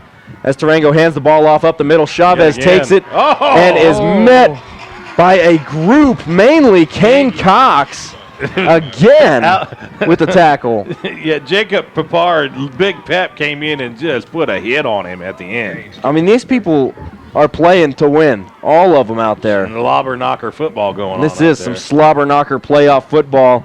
As Tarango takes a snap, looks left, and that's going to be the longest pass attempt of the evening, I believe. I mean, it was probably about a 9-yard pass attempt in the air, and it was just over the intended wide receiver. You know, and I think the wet ball had something to do with that because that guy had some space there, and he just overthrew him. Well, but even give credit to our defense. We were in position. Oh, yeah. And we had tight. We were Pep would have lit him white up. on rice, and they had nothing. Yeah. Pep would have lit him up if he caught that ball. Yeah, it would have been hard for him to come down with it, even if it did, you know, hit him in a reasonable spot to catch it. But they are going to send out their punt unit for the first time today, as they've gone for it twice on fourth down. Hasn't exactly worked out for them. There is a flag on the far side of the field. I think there was some confusion on the offense there, and I think they had some illegal substitution. They had guys running Move them back a little bit. It is going to move them back just a skosh, about 5 yards. Which actually probably helps them here in this scenario a little bit, actually. Right, yeah, we didn't gain a whole lot out of that. Yeah, well, I'll be interested to see if, Harvey just said watch for the high snap. Yeah, if it's the same long snapper, I'll be interested to see if he can get it back to the punter. I like it. We're calling for it here. Let's go. Snap it over his head. Yeah, they're lined up in punt formation. Low snap this time, and it is shanked. Blocked. Pick the ball up, guys. Oh, no. And it looked like Lake Dallas just touched the ball. Are you kidding me, guys? It's exactly what happened. It was a live ball, just fall As on. Coach Young is about halfway onto the field. The Eastlake player was laying down on top of the ball. Wow. Dirt. Oh, there's a flag. There's a flag. It's going to be an unsportsmanlike on Dalton Anderson as mayhem is ensuing on the middle of the field. You talk about a very unfortunate turn of events in a tie ball game. We had a messed up punt. All we had to do is fall on the ball. It was a terrible punt. They were lined up. The punter was lined up at about the 45, 43-yard line, and he kicked it to the other maybe 50 or 45-yard line. But I think that ball hit a Falcon player, and I think it became a live ball. Yeah, no, that's exactly what happened. Dylan, is that what you're saying? I mean, you're a little closer to the action. I couldn't tell if it hit a Falcon player first, but I did see an Eastlake player jump on the ball. Then it kind of squirted out, and Big Pep tried to grab it, and then it squirted out some more, and they grabbed it again. So I'm not sure if they were saying the first time was when they got their possession or the second time. I would have to say if an Eastlake player touches that ball, he's downing the ball, right? Oh, buddy. Oh, man. He dodged the bullet. Caught him cheating big time. Okay, so what happened was there was an illegal touching on Eastlake. That's going to result in a Lake Dallas football. The same hand, we have an unsportsmanlike conduct on Lake Dallas. That's going to result in backing us up. Now, since it was such a terrible punt, we're still in good shape. I don't know if they backed us. Did they back us up? Did you hear the same thing I heard? Unsportsmanlike out there on the microphones? It looks like the ball's about in the same place. Hold on. There we go. They're backing us up. Guys, if I got 15 cows in the barn. Harvey, can you explain this? What we got going on? Let me take off my shoes. Oh, dang, missed a couple of them toes in the combine, so I got 18 to work with. That was a little frustrating, but now we're back on track. Falcons take over. 1st and 10 from their own 29-yard line. 4:25 to go here in the second quarter.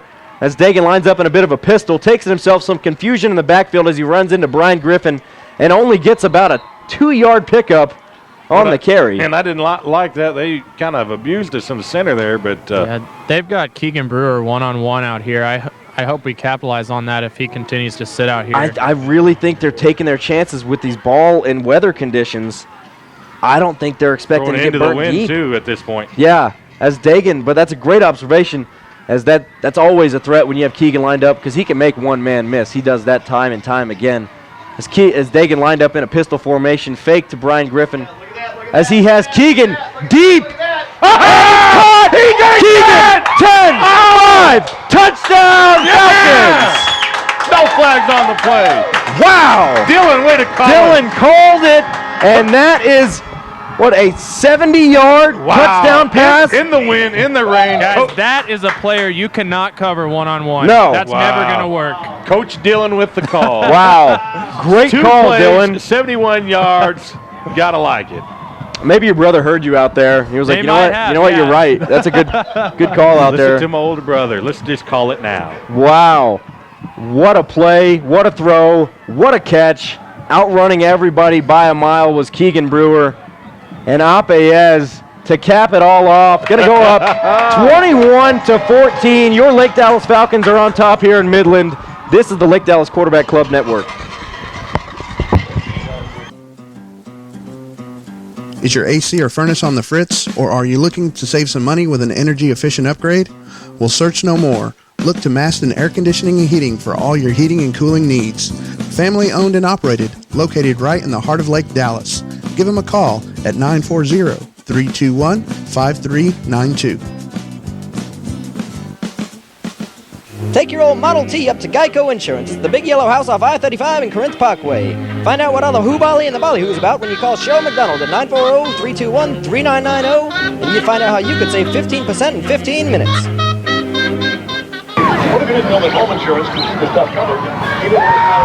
And you're back. All right, Falcon fans. Wow, what a drive. There was some weirdness with that punt. I didn't really know what to expect out of all of that, but they got it figured out, and we took over the ball at the 30-yard line, and Dylan put in the call, and before you knew it, we were in the end zone. As Apayez sends one out to about the 15-yard line, and Daniel Rivera was the first one down there, but no one's touched the return man yet. And on the left-hand side, he's got it at the 50. He's taking it down to about the 44-yard line. Same exact thing, guys. It was, guys. That right side is they've found something to exploit over there that I do not like. Yeah, I think what's happening is we're kind of kicking it to the left a little bit, and I think our right side's crashing pretty hard over to the left to try and get the tackle, and we leave a lot of open space over there, it looks like. Yep. Yeah, and Daniel Rivera just got an earful from what looks like a special teams coach, and they just got to stay in their lanes, stay home, and sounds elementary, but it is very important, or that will happen time and time again. Yeah, it's hard not to run for the guy holding the ball. You got to just stick your lane and do it. Yeah, there's no doubt about that. That is tough. As Tarango takes the snap and fires a quick little bubble screen out to the right-hand side of the field, and number 23, Isaiah Holguin, is going to get about an 6-yard pickup. And it's going to bring up 2nd and 4. Tackled by Kyle Roundtree and Devin Turner on there.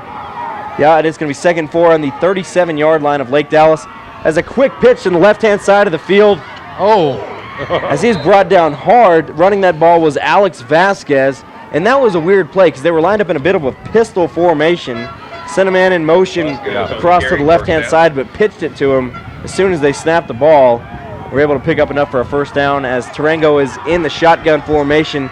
Man in motion again, but they hand it right up the middle to Adrian Chavez, and he is met by a wall, including Benjamin Williamson and Biggerstaff. Biggerstaff was the first one in there and stood him up. You know, last series he came out shaking his head, or maybe 2 series ago. He's definitely in there trying to prove his coaches, like, I got this. Yeah, there's no doubt about that. I think this whole defense is trying to prove something right now. As Tarango is lined up in the empty set, shotgun formation, sends a man in motion. Weird little spin there. That was a weird little spin. It was almost like he was in motion, the quarterback was in motion as well when that ball was being snapped. Did it look like he took off a little bit? Yeah, that was strange. Yeah, that was weird. But nonetheless, it's going to be 2nd down and 8 on the 31-yard line. We got 2 minutes to go here in the second quarter as Tarango lines up in a bit of a pistol formation. He's got Alex Vasquez a few yards behind him. Double set wide receivers.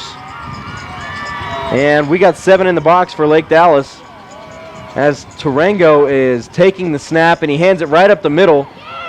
Oh, nice. To Vasquez. Courtney Holder just sniffed that out. Brings up a huge 4th down right now, guys. And you know, with the wind on their back here, I wonder, no, they're going for it, but I was going to say, I wonder if they try and kick a field goal, but they're out there to go. The way they're snapping, I wouldn't kick nothing anymore. Their special teams units have been terrible so far, as their best bet is to keep Tarango on the field, and that's just what they do, as he sends a man in motion across the right-hand side, hands it right up the middle to Chavez. Chavez has room and takes that one down to about the 13-yard line as they gashed him right up the middle. Again, we're 4th and short, and our defense just gives up enough to give them life, and that's what we can't do. We need to get their offense off the field with a minute left. Yeah, they're 6 of 7 passing for 36 yards. Now running, it's a whole nother story, as they got plenty of yards. We'll get to that in just a second as Tarango lined up in the shotgun, hands it off the middle to Chavez. Yeah, and Courtney Holder looks like he tripped him up. Not giving him a whole lot on that, as it's going to be 2nd down and 9 from the 12-yard lines. They may run. They're going to call a timeout. Call a timeout. Yeah, we got 55 seconds, and let's just kind of keep it here. Keep it here. Yeah, I mean, 3rd and short. You got to know a run's coming. You got to. I would expect. Well, especially the way the passing's going. I mean, right, 36 yards in the air for the first half. And again, it's right up the middle. They're finding those seams and exposing that, and they're getting 5 to 8 yards out of every one of those things. And, you know, we're doing a good job of containment on the sides. It's right up the middle, north and south, that we've got to plug those holes. Little blockage and stoppage we've got to get. Yeah, I mean, Alex Vasquez, 15 rushes, 115 yards and a TD. He's averaging almost 8 yards per carry. Adrian Chavez, the smaller 5'5" back that Dylan was describing earlier. 11 rushes, 20 yards, and his longest, a 17-yard run. So he's really only averaging about 1.8 yards a carry. So, I mean, you just got to expect a run play. 4th and short like that. I don't know. Maybe I'm a little off base there. 54 seconds left in the half, and it is 2nd and about 8, and we've got ourselves a ball game right here, Smitty. Oh, there's no doubt about that, yeah. Falcons up by a touchdown as Tarango lines up in the shotgun, takes the snap, and scrambles right. He fires one, and that is going to be a completed pass down to the 1-yard line as it was defended by Monty Jackson, and Tarango put that right where it needed to be. I just kept wanting Monty just to jump right there at the end and knock that ball out. Yeah, that was a nice throw. I mean, that was a perfect throw, really. Keeps the clock running. Does keep the clock running. And they're right. As they're lined up in goal line formation as Tarango hands the ball off to Chavez, and that's going to be a touchdown as he basically goes in untouched on the left-hand side of the line. And that's going to be 20-21 as Eastlake answers with a touchdown of their own. We got 36 seconds to go here in the second quarter, but there's always a chance when they send this special teams unit out that we could very easily. Oh yeah, with the moisture down here, I'm watching this snap. I mean, these snaps have been terrible. Yeah. So call for it right here. All right, little movement going on. It looks like they backed up a little bit almost for the extra point. As it's a high snap, but there's flags on the field. He hammered it home, but there is flags on the field. Yeah, there is flags. We might have to line that one up and do it again. Man, look at the range. It's coming down, guys. Dallas. It's going to be on Lake Dallas. That's what that's what it looks like. Hey, Dylan, are you comfortable with doing a coach's interview at halftime? I can do that, sure. Okay, cool. Yeah, you kind of make your way down here, over here around the 20-yard line. By the helmet crew? Yeah. If you get in the helmet crew area. Okay. And I think that's where they're going to the locker room at. So if you just kind of stop Coach Young right around the 10-yard line, goal line area. And 1 or 2 really short, quick questions that you feel are pertinent to the game, and then let him back into halftime. Yeah, I mean, you guys got anything specific you want me to bring up to him, or? How do you plan on stopping the run? That's one thing I was definitely planning on saying. And then, I don't know, a big glaring just what are you going to say to your team at halftime to get them to come out here motivated to win this ball game? Maybe touch on special teams a little bit. There have been some huge returns that we are losing badly in the field possession game. So okay, just stuff like that, things that are sticking out to you. Nothing crazy. Ask the real hard-hitting questions. Do some investigative journalism. All right, as Eastlake is ready to kick this one off, we got Keegan Brewer and Courtney Holder back deep to return as Courtney botches that one, picks it up at the 8-yard line, and he is trying to reverse field, and he's brought down at the 10. Like I had just brought up, the field position battle is not going well for Lake Dallas as they're able to, Eastlake's able to take it down to our side of the field every time. We're starting this drive from our own 10-yard line. Sometimes you try to do too much in situations. Yeah. Sometimes you just got to do the best with what's given you and get to the next play instead of trying to make it all happen right now. No, there's no doubt about that, and I'll be interested to see if, with a player like Keegan Brewer on the field, I don't think playing it safe is an option. I say you get the ball in his hands and see what they can do. It looks like we're kneeling it down here. But yeah, it looks like we're gonna get into this locker room. Yep. We're going to wind down the clock. Don't let anything silly happen and give up anything else on the scoreboard. Dagan takes a knee, and the team is headed into the locker room as Dylan's going to try to meet up with Coach Young for our Southern Comfort Minute with Coach Young. Yeah, just try to face the booth up here when you talk to him. Okay. Yeah, just like that. Just your perfect position like that. Alrighty. And it looks like he's on the sideline, making his way down here. Yep. Yeah, I think he sees you. Yeah, he's got you. Kind of hard to miss a guy with a microphone. Yeah, and like I said, this is the Southern Comfort Mechanical Minute with Coach Young. Don't want to mix it up with anything else. No. But here he is. Here's Dylan Hahn with Coach Mike Young. Hey, Coach. What are you guys planning on doing to stop the run in the second half? Well, tackling is just killing us. That's when this weather's like this. You got to grab cloth and tackle, and we're not doing a very good job. That's really the difference. I think defensively is the tackling. We'll get him in some fourth downs. You got to make stops on those. Those are big. We had a big one on that 4th and 4 over there a minute ago when they scored on that drive. But I think we just got to tackle. That's what I see defensively we got to do and make, get a turnover. The ball's hard to hang on to. They're making some mistakes. We need to recover a ball. Right, and anything you're seeing out there on special teams, they've had a couple big returns. The kid, it's tackling there. I mean, we had it looked like we had him down here on about the 18-yard line. He breaks 3 tackles and goes 40 yards. Those are killer. It's hard when you play a good offensive team to let them start on the 50-yard line. It's hard to keep them out of the end zone. All right, Coach. Thanks. All right. All right. Yeah, thanks a lot, Dylan. Great questions, and it just gives us some insight into what we got going on and what to look forward to in the second half. You betcha. Now, all right, so you just did the handoff with Hector. We're good to go. We're going to hand it off to him, and he's going to take you through a bit of what the band is doing. Real quickly, before you do that, why don't you and Parker jump on here and do a little halftime stats right before? Okay. And then when the band comes on, we can cut away and go to that, and then you guys can get into Hector, which always does a great job with the band. Here you go, Parker.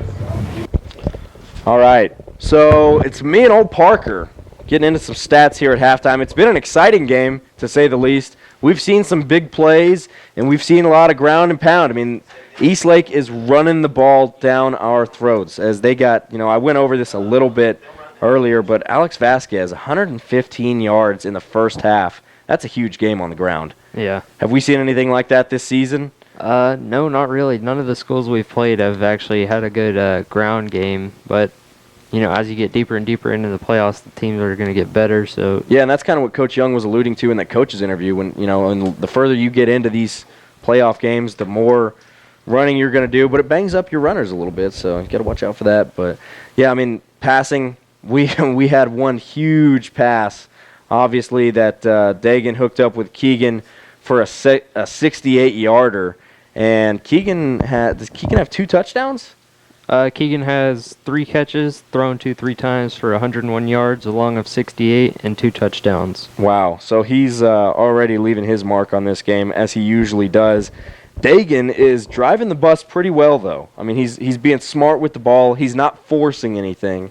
But we're kind of playing it safe when it comes to the pass game. A lot of slants, a lot of bubble screens. We had that one deep bomb, but, I mean, anytime you're throwing it to Keegan Brewer, it just seems safe. So Keith Durango, the quarterback for Eastlake, he's having a decent game. 7 completions, 8 attempts. But he also is playing it pretty safe. They're not throwing it deep at all. And like we've said before, the rain is coming down and the wind is blowing hard here at Grande Communications Stadium. So, I mean, that has obviously a lot to do with it. And if you take away that big 70-yard pass, Keegan Dagan, he doesn't have a whole lot of passing yards either. So this is definitely going to be a ground game, I think. Anything you're seeing? Average drive start, for us, it's going to be on our 29, and for them, it's going to be on the 45. And then time of possession, we only have 8 minutes and 11 seconds to their 15 minutes and 49. Yeah, that's huge. And usually that says a lot about the way the game is going. I mean, if you're getting outnumbered that much in time of possession, the game is usually a little bit different than 21-21 at halftime. So it says a lot for us to be in this game and to have it tied up. And really, I mean, we gave up that 4th down. They converted that 4th down, kind of what Coach Young was talking about. We could have stopped them and gone into this thing. Who knows? We get the ball back with a minute to go. We may not be kneeing it. When we have a 7-point lead going into halftime, we may be trying to fire one into the end zone. But who knows? We're 21-21 at halftime. And, we get the ball back at halftime. That's exactly right. So, what did it say? Rushing yards per attempt? Is that what that one is? Oh, I see what that is. Where's the turnover differential? I want to say it's the same. Yes, I didn't have it on there, but I think we've had 1 fumble and they've had 1, I believe. I think you're right. First downs, we've only had 4 and they've had 14. That's huge. That is huge. They're moving the chains, and we're relying on some big plays. So we're gonna have to figure some things out on offense, but I don't know. I mean, you got to be happy to be in this game. You got to be excited about where you're at in this game. Is this usually how this goes with you and Dan? Yeah. Okay, good. I don't really. I'm walking up all the time. I don't tune in a whole lot. But yeah, I mean, there's nothing. Obviously, receiving yards, there's nothing to touch on. Defense is pretty sporadic. There's not anybody making huge plays on defense. Our defensive line is struggling, which we haven't seen a whole lot of this year. I mean, they've been fairly dominant against every team they've played. We've been able to get pressure on quarterbacks, and we've been able to make stops at the line of scrimmage. That's not the case today, as that offensive line is not necessarily overpowering them, just, real tricky. I mean, they're throwing a lot of misdirections at them, and like Dylan's saying, they're kind of standing up and almost, blocking vision as opposed to physically blocking them, and that's working pretty well for Eastlake, as you can see. But we're still in this tie ball game going into halftime as the band is about to come out, and I suppose we'll let Hector take over right about now. Hector, Hector. Hey. Yeah, thank you. Where you at? Okay. Down here near the 50. Don't go back where you were. Okay, yeah. I was trying to find out if the band's going to come out. There was some discussion before we got on the buses this morning as to, depending on the weather, whether they would actually play today.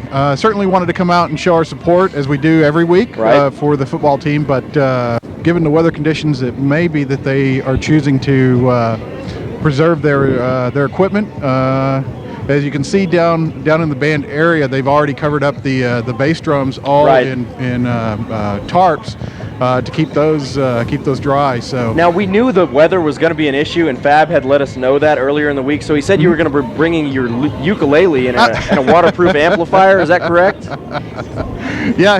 He neglected to remind me, so I apologize. There's not going to be a ukulele solo on the 50. Can't count on that guy for anything. No, That's disappointing. Sorry about that. That is very me and Harvey, we brought our Hector Rocks T-shirts. Oh, there you go. Yeah, we were going to get real excited, but I guess that's not happening. So I'm not really sure why I came to this game anymore. I know. It's such a disappointment. I'll have to make it up for it next game. I'll tell you what. I'm going to go grab a quick drink. We're going to run some voice IDs, and as soon as we see some band activity, we're going to turn you back on and start you back up. If Sounds that's all good. right. Thank you so much. No problem. This is Jason Young, defense coordinator, and anything ever goes wrong, it's Coach Mails' fault. Hey guys, this is Travis Guevara, number 81, wide receiver. Let's get after it, get this W. LD Nation, let's get it. Okay. Hey, this is Spencer Fredrickson, your new QB. Just dropping dimes this year, okay? Come support. Number 7. Hey guys, this is Travis Guevara, number 81, and your Lake Dallas Falcon wide receiver. If you're looking for me, I'll more than likely be in the end zone. LD Nation, all the way. Hey, it's Zach Russell, number 15, right outside linebacker. Looking to bring home W's, baby. Woo! All right, this is Ben Williamson, number 80. I'm a defensive end, and we are going to take back district again, back-to-back champs. So I hope you enjoy the game. Let's go. Hey, y'all, it's Cody Pierce, number 75. I'm the guy who keeps Spencer Fredrickson alive. What's up, guys? This is Travis Guevara, a.k.a. Tigua. LD Nation, baby. Let's get it. Hey, this is Ernesto Gomez, wide receiver, number 87, a.k.a. EG4. Let's go, Falcons. Hey, it's Tristan Bowen, number 36, wide receiver, senior. Hey, come out and watch this tonight. It's going to be live. Let's go. Chris Slater, outside receiver, number 1 on the field, number 1 in your heart. Hey, guys, this is Courtney Holder, number 14, the running back. Come watch me run people over. Squat! Hey, what's up, guys? This is Jacob Biggerstaff, number 82, a.k.a. Biggie. Play D-line. We're about to win the battle in the trenches up front tonight. Howdy, I'm Garrett Alberts, left tackle for the Lake Dallas Falcons, number 61. Come out and watch us win back-to-back district champs this year. Also, shout out to Waterburger for always being there after games. Hello, Falcon fans. This is Zebby Poycattle, class of 2013 and former Statman. Go Falcons. Hi, this is Coach Dennis, defense coordinator of Lake Dallas Falcons. Come out and support our Falcons as we start off our new year. This is Coach Mells, and I never listen to Dan and Nick on the Falcon radio broadcast. This is legendary reporter Justin Smitty Smith live from Falcon Stadium saying good luck to the Lake Dallas Falcons. Hello, Falcon family. This is Senior Lane Sarah Legge, representing the Lady Falcons soccer team. I would like to say good luck to the football boys and rock on, children. Hey, Falcon fans. This is Dagan Hahn, number 5. I want to thank you for tuning in, and go Falcons. Hey, this is Coach Sander. Thank you guys for all your support. Go Falcons. What's up, guys? This is Dalton Anderson, number 8, defensive end. All I do is eat, sleep, and crush quarterbacks. Hey guys, this is Chase Stanley, number 71, your starting center. I just wanted to give a shout out to my parents. I wanted to say thank y'all for over the years and just helping me out, and go Falcons. This is Garen Shantz, number 24, linebacker. Come watch us get this W tonight. This is wide receiver number 13, Bryson Porter. Come help us have a great season here at Falcon Stadium. Hey Falcon fans, this is Zach Lind, 2013 Lake Dallas graduate and former radio team member, listening in from Lubbock, Texas. Guns up and go Falcons. I'm Lil Pep. I'm number 16. I'm a safety, and I hit harder than older Pep. I like to lay people out and just don't come in my defense. Yo, this is Tyler Williams, aka Boston. We about to do good this year, bro. LD, let's get it. Hey Lake Dallas fans, this is Bruce Waller, and I want to give a shout out to the quarterback club and the Lake Dallas Falcons. It's time for Texas high school football. Let's go Falcons! Hey guys, I'm Alex Papard, number 16. I'm y'all's ball hawking, hard hitting safety for the Lake Dallas Falcons. All right. Hey Falcon fans, this is Bruce Waller And David Laubacher, the ex-presidents. and we're here to give a shout out to the broadcast team. And the Lake Dallas Falcons. Go Falcons! It's time for Texas high school football. This is Coach Smith, wide receivers coach. If you have any complaints, please see our Director of Football Operations, Coach Sander. This is St. Nick, your Lake Dallas broadcast team. Thanks for tuning in. Have a great game. Hey, Falcon fans, it's Dandy Dan. Thanks for tuning in. Enjoy tonight's game and go Falcons! My name is Bill Cosper, Coach Cosper, coach the offensive line. Keep supporting those Falcons, especially those big hogs up front. My name is Kobe Boyce, number 3, defensive back. Come watch us lock people down out here. Squad! This is Devin Turner, number 25, outside linebacker. Come out and watch us bust some heads, and let's have a great season. Go Falcons. What's up, guys? Dalton Anderson, number 8, defensive end. Shout out to my mom. Jago Pard, number 37, safety. No fly zone this year, baby. Let's go. This is Coach Young, head football coach of the Lake Dallas Falcons. And when I want to know absolutely nothing about football, I ask Dan and Nick. How y'all doing? This is Coach Williams, the DB coach, cornerback. Fabulous cornerbacks out there on the island. Hey, play hard and crank up that diesel. Woom woom. Hey, this is Britton Contreras here, number 9, Lake Dallas receiver. Look for me in the end zone because that's where I'll be. Hey guys, Tristan Moody, number 86, wide receiver. Got the best hair and the tallest truck on the team.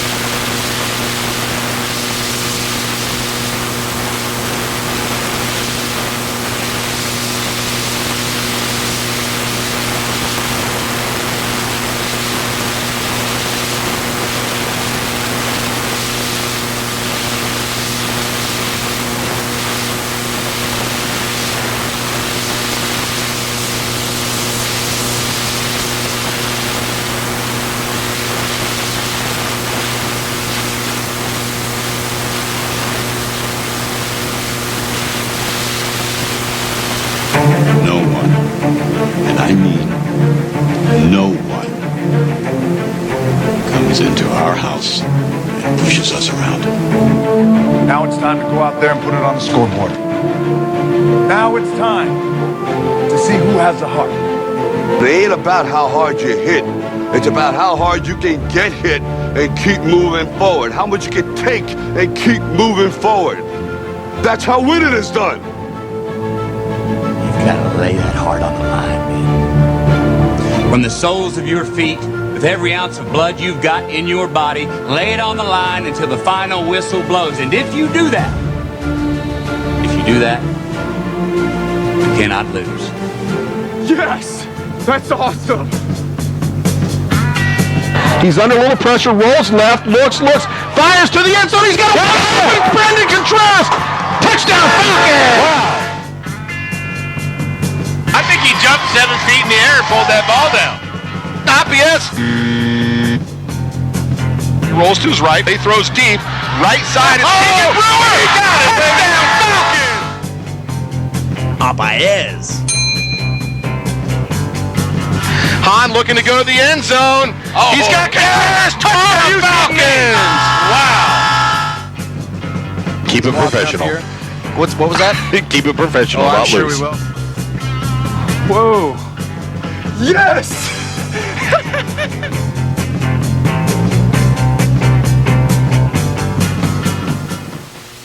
Are back. And the Falcons are back on the field, ready for the kickoff. Eastlake is set to kick this thing off. It's a tie ball game. We're going to start this third quarter. I'm excited. It's going to be a dogfight, Nick. It is. Microphone's been handed back from Hector to Dylan. And that ball is kicked and going to be fielded at about the 10-yard line by looks like Brandon Contreras. And he finds a seam, taking it along the sideline and gets to about the 32-yard line. A nice return on that, gain of about 22 yards. And the Falcons are going to take over 1st and 10 at the Falcons, the Lake Dallas Falcons. That's confusing. They're both the Falcons. The Lake Dallas. Hey, we're the homework team. When you say Falcons, we know you're talking about us. We know who we're talking about. The good guys, the guys in green. I'll just keep it simple. Ours and theirs. And Dagan is lined up in the shotgun. He's got double set wide receivers, and it looks like Keegan on his right.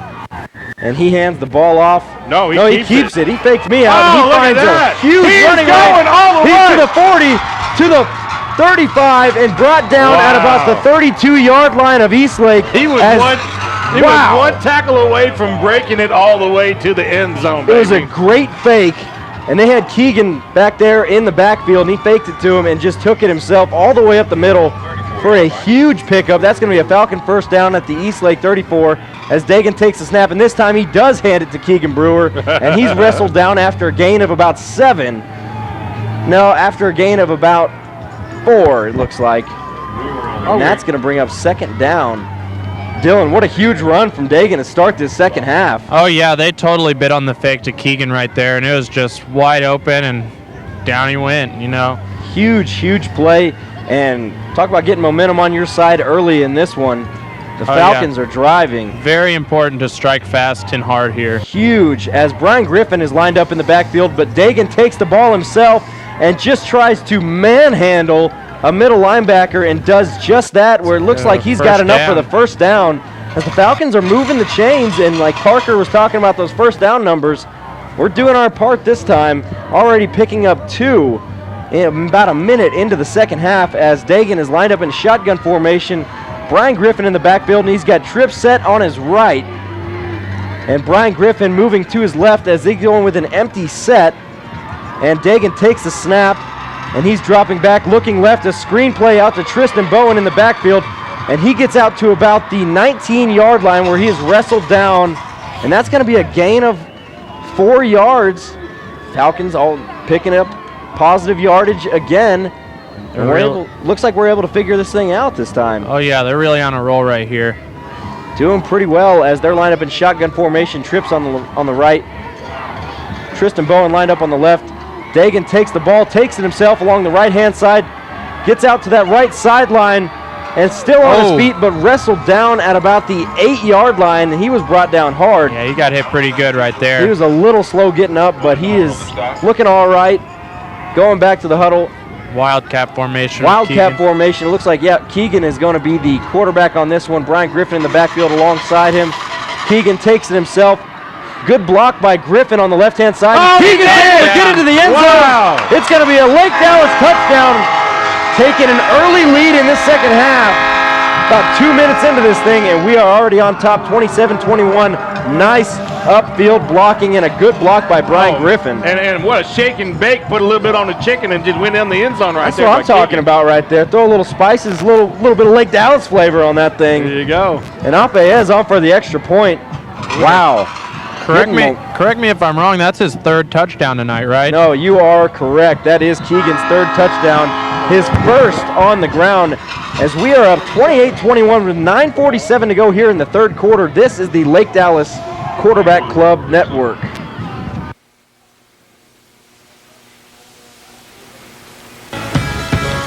Dan Smith here, wanting to let you know about the greatness of Dr. V at Corinth Orthodontics. Dr. V and his patient-friendly staff go out of their way to treat their patients like family, including both of my daughters. Dr. V treats children and adults for all orthodontic needs. Please visit www.drvortho.com to arrange for your complimentary consultation. Corinth Orthodontics, helping to make the Lake Cities beautiful, one smile at a time. And what a great opening drive to start this second half. There's a huge run by Dagan to get in their side of the field and capped off by a Keegan Brewer rushing touchdown. Falcons up 28-21. Apeyez set to kick this one deep, but he does not do that. It lands at about the 30-yard line. Bounces back, and there's a ball on the ground at about the 33-yard line. Great kick. Yeah, they're saying wow. It's Eastland's ball, but man, that was a perfect. I just can't believe no one got under that for Eastlake. It landed on the 30-yard line. Yeah, he was standing right there, and he just didn't even take a step forward. He watched the ball hit the ground right in front of him. Now, I don't necessarily know the rules on it, but there was a block in the back. No one had touched the ball yet, so I don't know if it's technically a block in the back. On tips, number 21 down there? No, not for us. For them. I mean, we were trying to recover that ball, and someone shoved someone out of the way. Yeah, it may have been. I think you know what I'm saying. Yeah, right. Tips. I got you. Yeah. Someone shoved Tips, but Tarango takes the handoff, hands it off, and Chavez. It looks like Vasquez gets a pickup of about 8 yards on that one as he takes it to the left-hand side and gets out of bounds basically without even being touched. And it's actually a pickup of 7. It looks like, as Eastlake takes the ball. Tarango an empty set in the shotgun formation. He hands it off to Chavez up the middle. Nope. He fakes it and hands it off to Vasquez, it looks like. Vasquez does not get enough for a first down. That's going to bring up 3rd down and 1 for Eastlake. He tried to get cute with it right there and lost his footing. Is the rain let up a little bit? Is it just cold and windy again? It's cold, and you know what? It's really not that windy right now, and I don't feel any rain at the moment, so we've got a nice little pause here. Well, as that ball is handed off up the middle, Chavez bursting through the middle of that defense for a pickup of about 6 yards. Coach has got to be sick of watching that a little bit. 3rd and 1, you feel like you're not going to get beat up the middle, Yeah, our defense really needs to start responding here. They're doing the same thing. Tarango lined up in the shotgun, man in motion. He hands it off to Chavez, going to the right side, cuts it back to the left, and he is stopped and thrown to the ground by Courtney Holder for a pickup of maybe 2 yards. Devontae had a track on him, was behind him. It looked like he just kind of stopped running, and they're pulling Devontae out. I agree, because he looked like he's winded or something. Maybe a little winded. Who knows? We're going to get some fresh legs in there. As Tarango takes the snap and hands it off to Chavez right up the middle, and he's tripped up by who made that tackle? Big Ben was chasing him. Yeah, it looked like Big Ben got some penetration there, and he was able to chase him down for a big stop. That guy on the ground, I don't know if you guys saw that. Whenever he got tackled and kind of rolled, that looked like the type of injury where it just rolls up on the back of the dude's knee, and that could be bad. That is never good to see as we have another Eastlake player down on the field. Ben's over there jaw-jacking. The ref had to tell him, go get with your buddies. Man. Well, it's never good to see this, but we're going to throw it to commercial break right now as there's an injury timeout, and you are listening to the Lake Dallas Quarterback Club Network. Did you know in 15 seconds I can do a commercial for Geico Insurance? How was that? That was only 5 seconds, brother man. Geico Insurance, the yellow house on I-35. How was that? That was only 3 seconds. For auto, motorcycle, boats, all your insurance needs, Geico. How was that? That was 17, Brother Van. Take 2.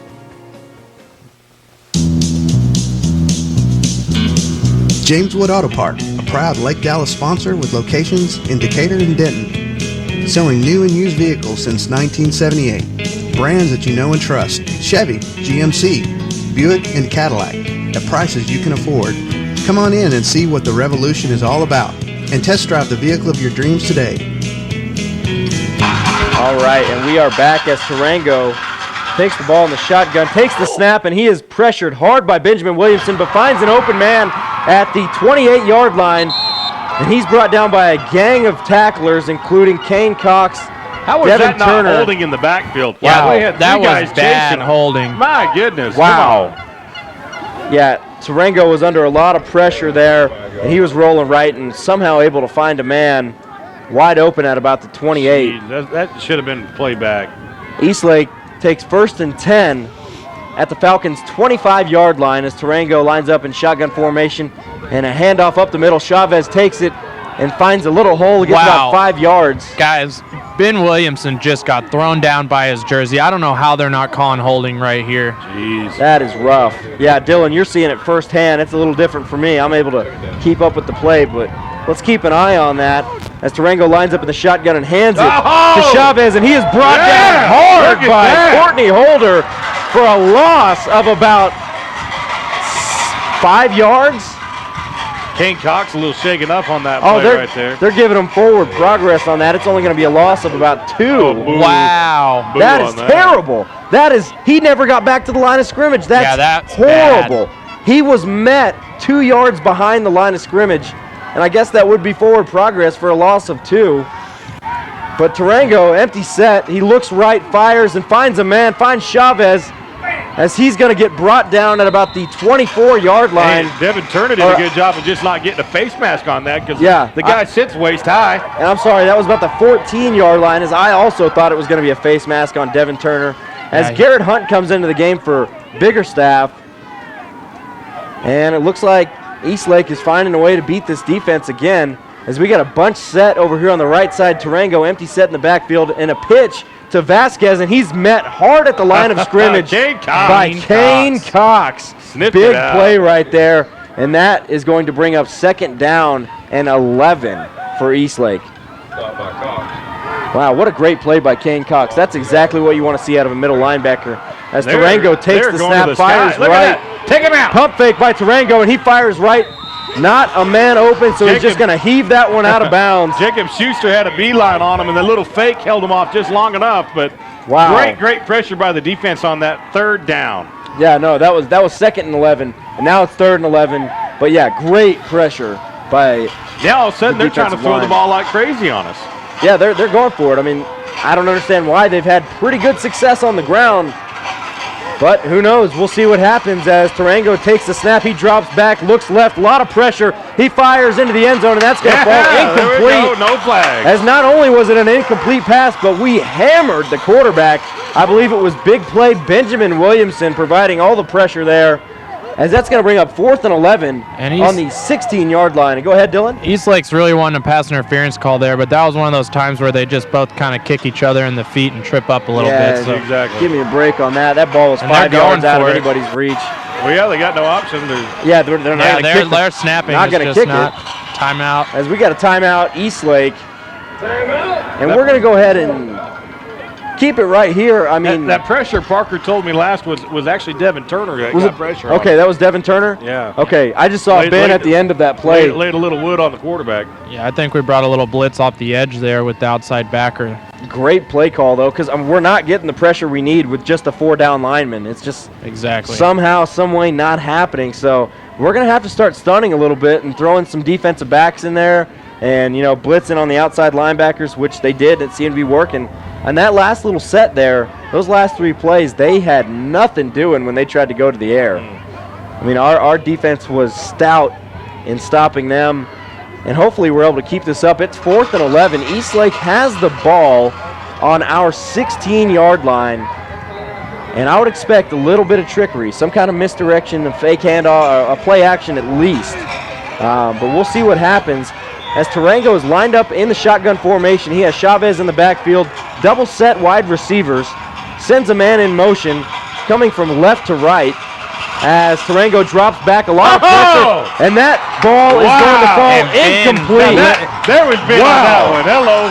And you know, we brought that same blitz again with Devin over here, and I think that's opening up a space for Ben to run through. Yeah, somebody's having to pull off of Ben and block Devin Turner coming off the outside. And yeah, you're exactly right. That's definitely and that was a creating huge a void. defensive stance. Huge We just stopped them and took 7 points off the board, and now we get a chance to come down here and score ourselves. Go up by 2 scores. And in this game, the way this game is going, 2 scores is huge. Oh, man. Is huge. As Dagan lines up in shotgun, starting over at our own 16-yard line. He's got trips on his right, one on his left. He's scrambling around in the backfield, and he's going to be brought down right at the 16-yard line. He fights his way back to the line of scrimmage. Yeah. Somehow or another does not take a sack. That was smart to, he was smart with the ball. He did not try to throw it into coverage, and that's what you can't do. The last thing we need right now is a turnover like that. So nice play from Dagan as he's going to line up in shotgun formation. He's got quad wide receivers on his left, and it looks like just a single wide receiver on his right.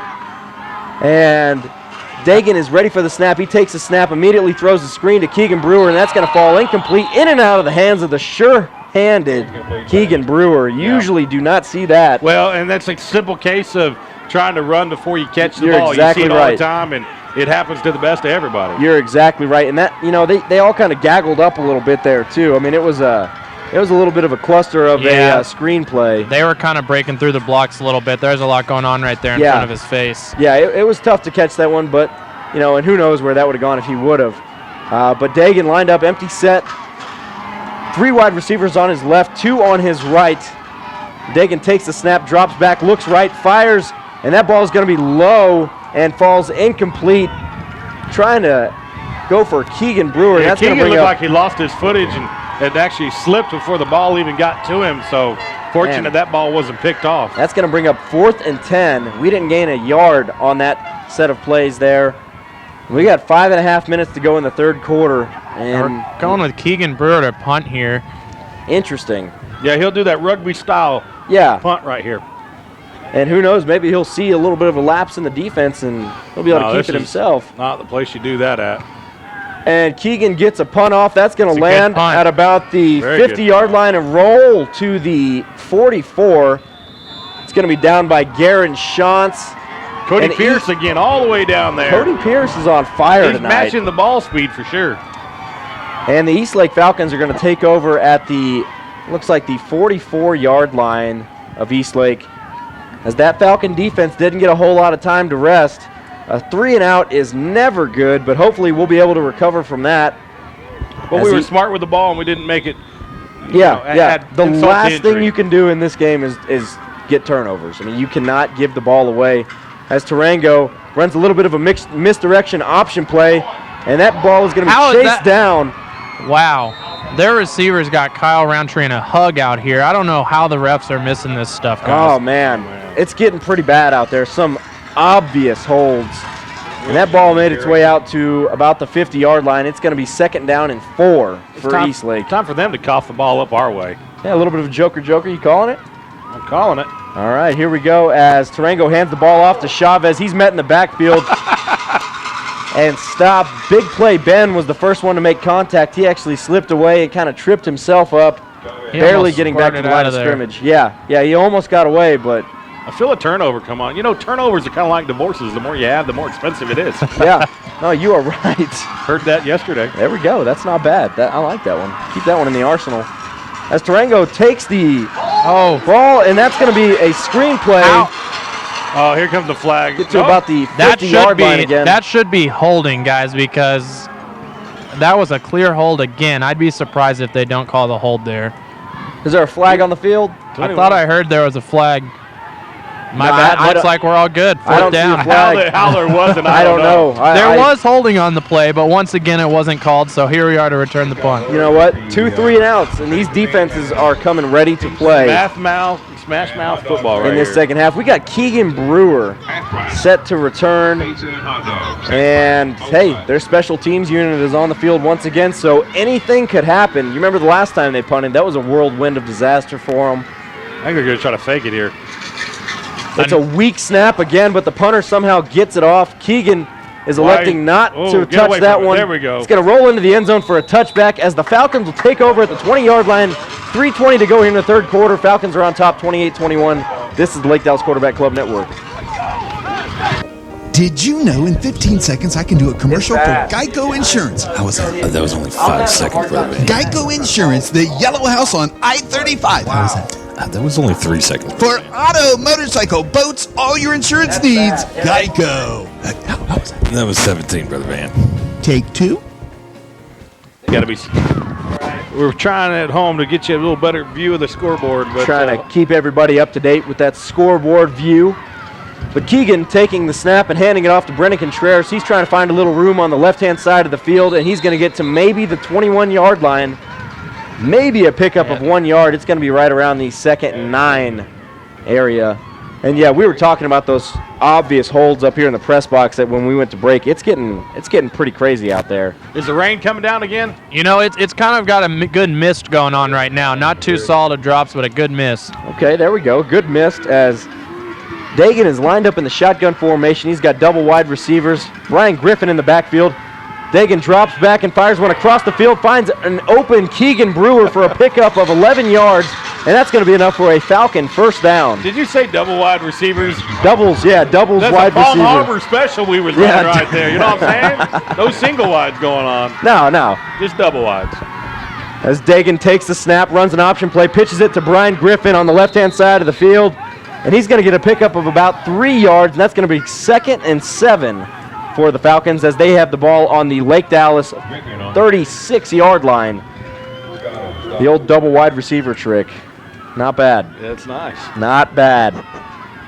As Dagan lines up in the shotgun formation, he's got trips on his right, one on his left.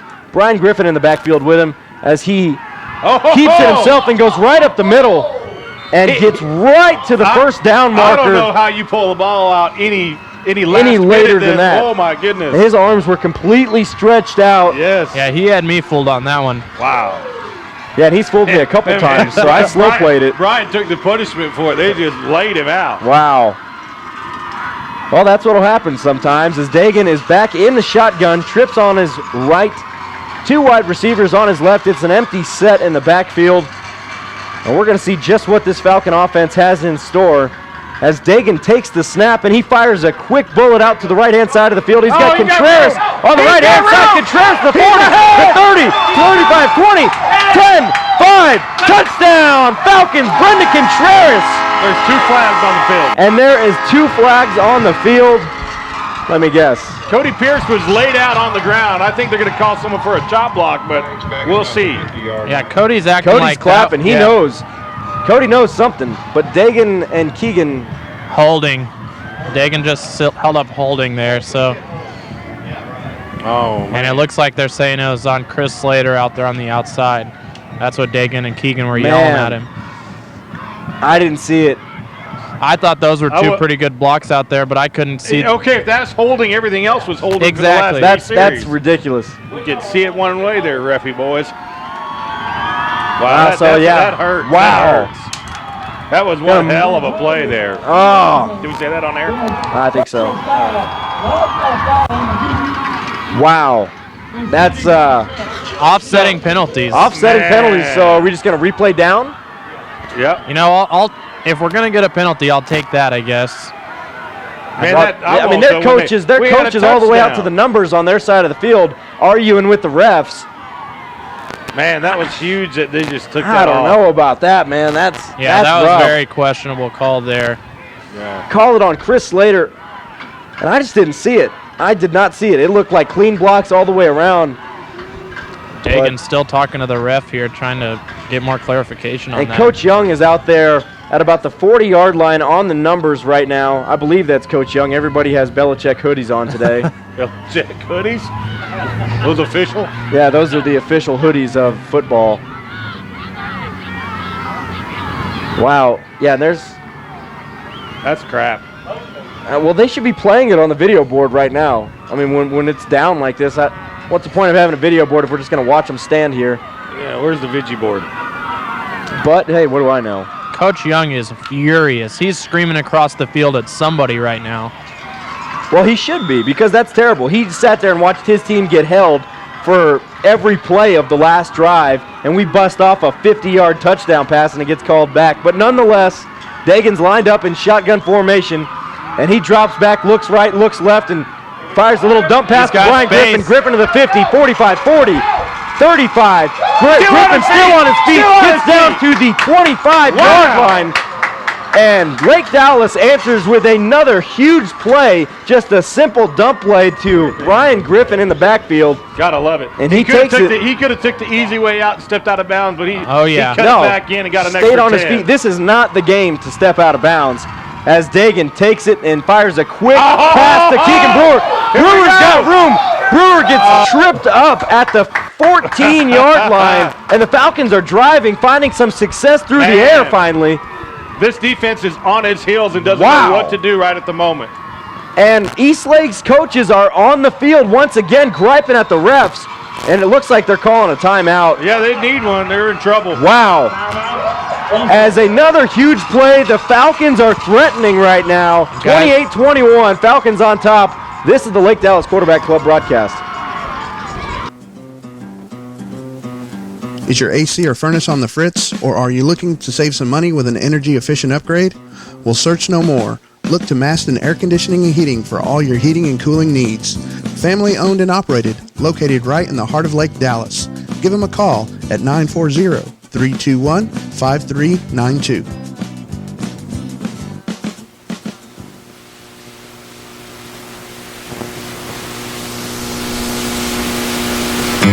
James Wood of Decatur and Denton, your source for new and used Chevy, GMC, Cadillac, and Buick. Push, pull, or drag your old sad ride in today and roll out in style at James Wood, Denton, and Decatur.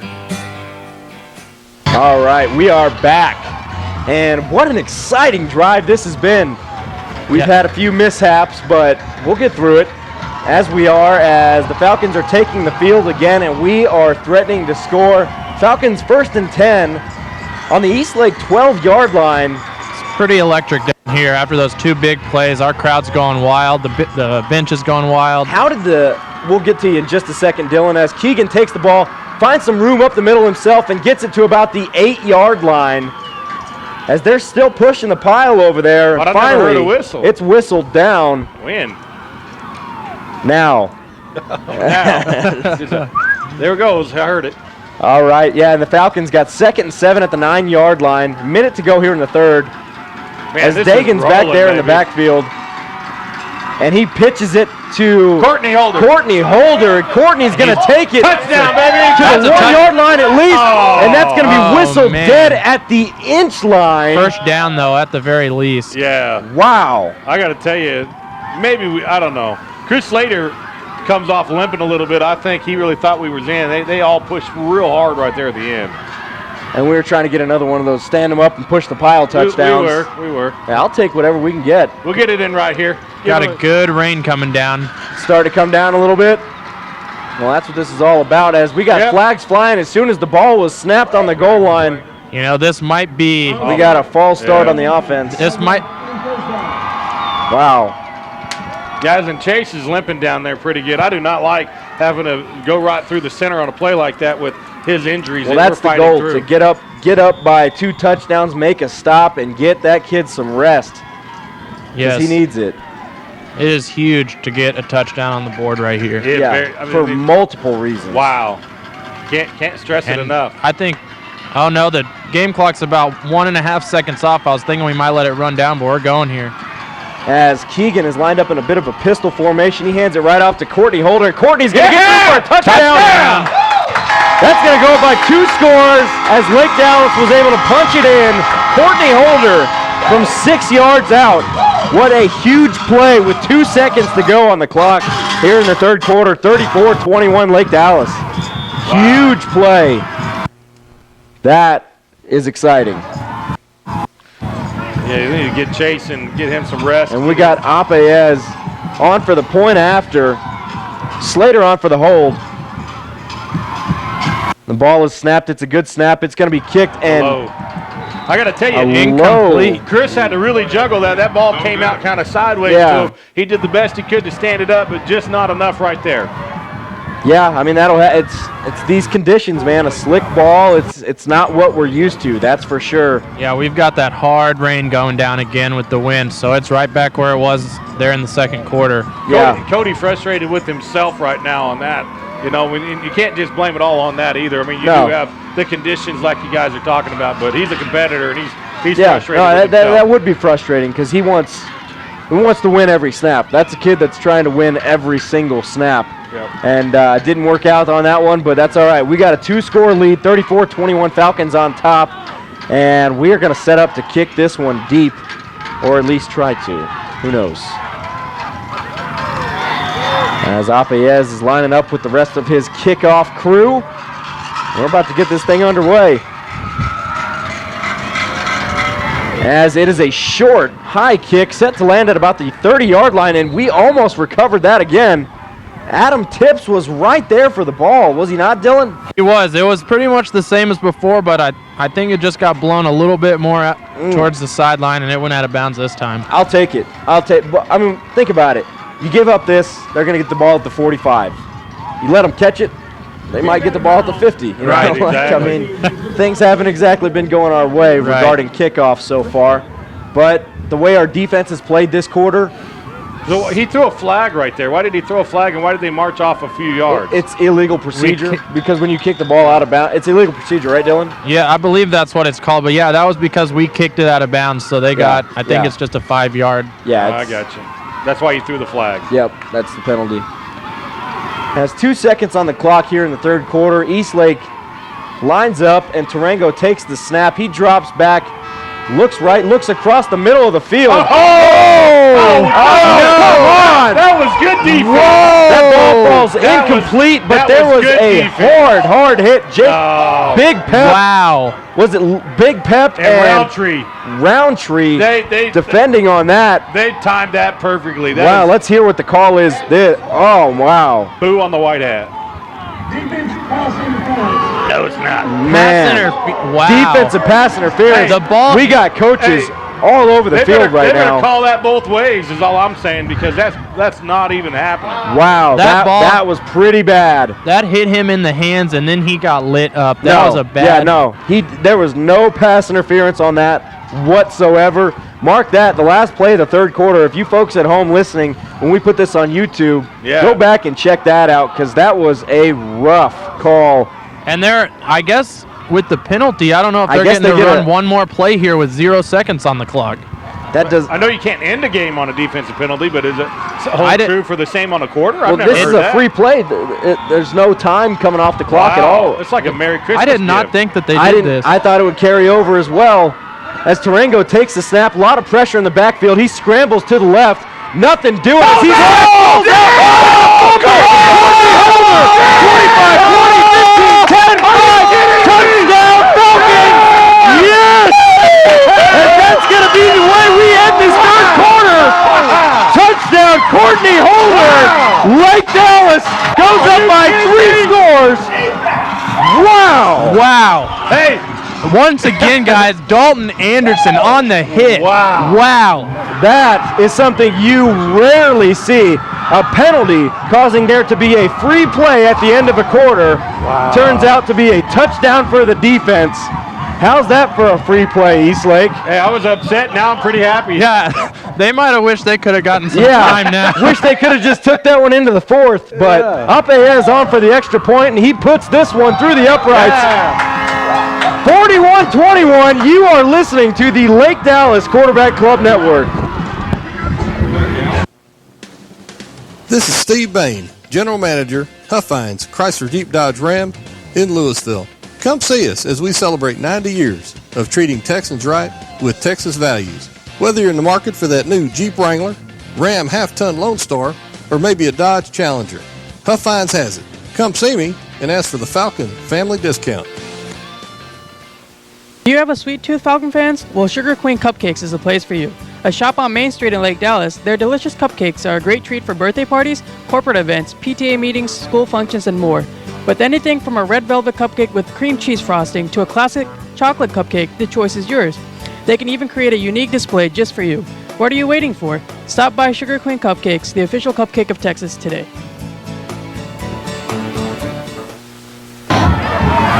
Wow. What a way to end this third quarter as a fumble resulting from a big play in the backfield. Huge strip sack. And Courtney Holder took that one about 45 yards into the end zone. A huge play. Wow. Falcons go up by 20 points to start this fourth, and Eastlake was wishing they could have just carried that one over. Wow. Sometimes when you go all in, man, it really bites you. That is wild. As Apiez on for the kick, and he puts this one, it's one of the deeper kicks he's had. It goes over the head of the deep man into the end zone for a touchback. Eastlake going to start at the 20-yard line. And what just happened down there with Little Pep? The two guys blindsided him, kind of hit it from the backside. But they are not watching anything to do with a green jersey going down. It is only a white jersey out there. We're fighting through it. We are fighting through it. I mean, Try as you will to keep us down. Little Pep is... He's fired up, to say the least. Or is he a little injured? He's a little... I think he got the breath knocked out of him is what it looks like. He's kind of hunched over, but he's good now, ready to go. Okay, good. Glad to see he's okay. As Eastlake lines up in the shotgun, Tarango takes the ball, hands it off to Chavez, and he's going to be met at the line of scrimmage at best for a gain of 0 yards. It's going to be 2nd and 10. Hey, pay attention to the momentum of the game right here. It has definitely shifted to us. If we do a 3-and-out right here and they have to punt, we make anything else happen. Yeah. You just watch the defeated. Tell the fat lady to start warming up because you know what that means. Get it going, Grandma. Oh, wow. As Tarango fires the pass, and that's nearly intercepted by Courtney Holder in the backfield as they are able to get nothing going on offense. Tarango feeling the pressure of this usual defensive line. We're seeing the real Lake Dallas defense come out to play here in this second half. It looks like we're bringing out our nickel formation here where we put the... Or no, Kane's just hurt. We brought out Kane Cox. He's a little beat up on the sideline over here. Yeah, I see him limping over here. Keep an eye on that. Let us know what you see. As Tarango's lined up in the empty set, it's going to be 3rd and 9 for Eastlake. As he's scrambling a little bit, tries to find a man, finds Chavez, and Chavez is brought down hard at the 22-yard line by Little Pep. And that is a 3-and-out. The fans are going crazy. What is the scene down there on the sideline, Dylan? It is nuts. The crowd's going wild. The team's fired up. All the momentum is on our side right now. Hey, give it up to the Nest who travels 5.5 hours. That's impressive. Come watch a game on the rain. That's awesome. That is awesome. And their fans, I don't even see anyone moving on their side of the side. Well, they're cold and got nothing to cheer about. Oh, yeah, it's pretty quiet. I don't see anyone moving over there. As they're lined up in punt formation, their punter lined up on their own 10-yard line. It's another a terrible snap. It's going to be blocked. Ben Williamson with the block and recovered by Big Pep. Falcons going to take over possession at their 22-yard line, at Eastlake's 22-yard line. Huge play. And hey, we got to keep it right here. You talk about things going just completely wrong for the other team, and the Falcons having their way in every which way. Ben wisely just kind of bear hugs the kicker to make sure there's no roughing the kicker call. Right. Just gently pulls him in after knocking the ball down and allows us to get right here. We're on the 22-yard line? Yeah. That's you right. kidding me? Knocking at the door? We are knocking at the door once again, inches away from the red zone. Watch a pass to Keegan. Here comes a touchdown right here. A score here, and this just could be the death blow. Single coverage on Keegan. Looks like they're running a bit of a soft zone. I mean, he's lined up pretty deep with Keegan. I was wrong, as it's a pitch to Tristan Bowen. He's trying to get outside on the left-hand side. And Tristan Bowen yanked down. Brought down by his jersey in a bit of an awkward tackle, as that was number 4, Joey Olivius on the tackle. Was that number 4? Dylan, did you see that? I don't remember what number. It was either 4 or 9. I think you're right. It was 4 out here. But yeah, it was a weird tackle. Yeah, it was a horse collar tackle, and they usually I don't think they call that ever in high school, but that's pretty much what it was. Yeah. I think he got his jersey. He didn't actually reach inside the shoulder pads. This is going to Keegan right here. Feels it. But, yeah, Dagan is lined up in the backfield, ready to take the snap. A bit of a pistol formation. The ball handed off right up the middle to Tristan Bowen, and we're just going to keep this clock running and play the field position game. Chase Stanley, he is really hurting right now. Yeah, he's down, guys. Chase Stanley is down, and a little help from his teammates. He's getting pulled up. He's got to come off, guys. And it's looking pretty rough out there for Chase Stanley. Yeah, the coaches are kind of mad right now because they were wanting him to go down and get the automatic timeout, and I think we might have got it. I'm not sure, but they were wanting him to go down right there. Well, they're having to carry him off the field right now. What a gritty performance by Chase Stanley. Oh, my gosh. That is a gutsy game from him. He gave it all he has, and it looks like we may be seeing all we can see from Cody Chase Pierce tonight. just took off his right glove. I think he's at center. Yep, Cody Pierce is at center now, and it looks like they put Knox at left guard. You know, I like that call. I like that call. That's smart because, you know, as high as we are right now on our big 20-point lead, a few bad snaps and a couple turnovers, and it's not the same game. You got 9 minutes on the clock. Yeah, so that's a good call. I like putting Cody Pierce at center.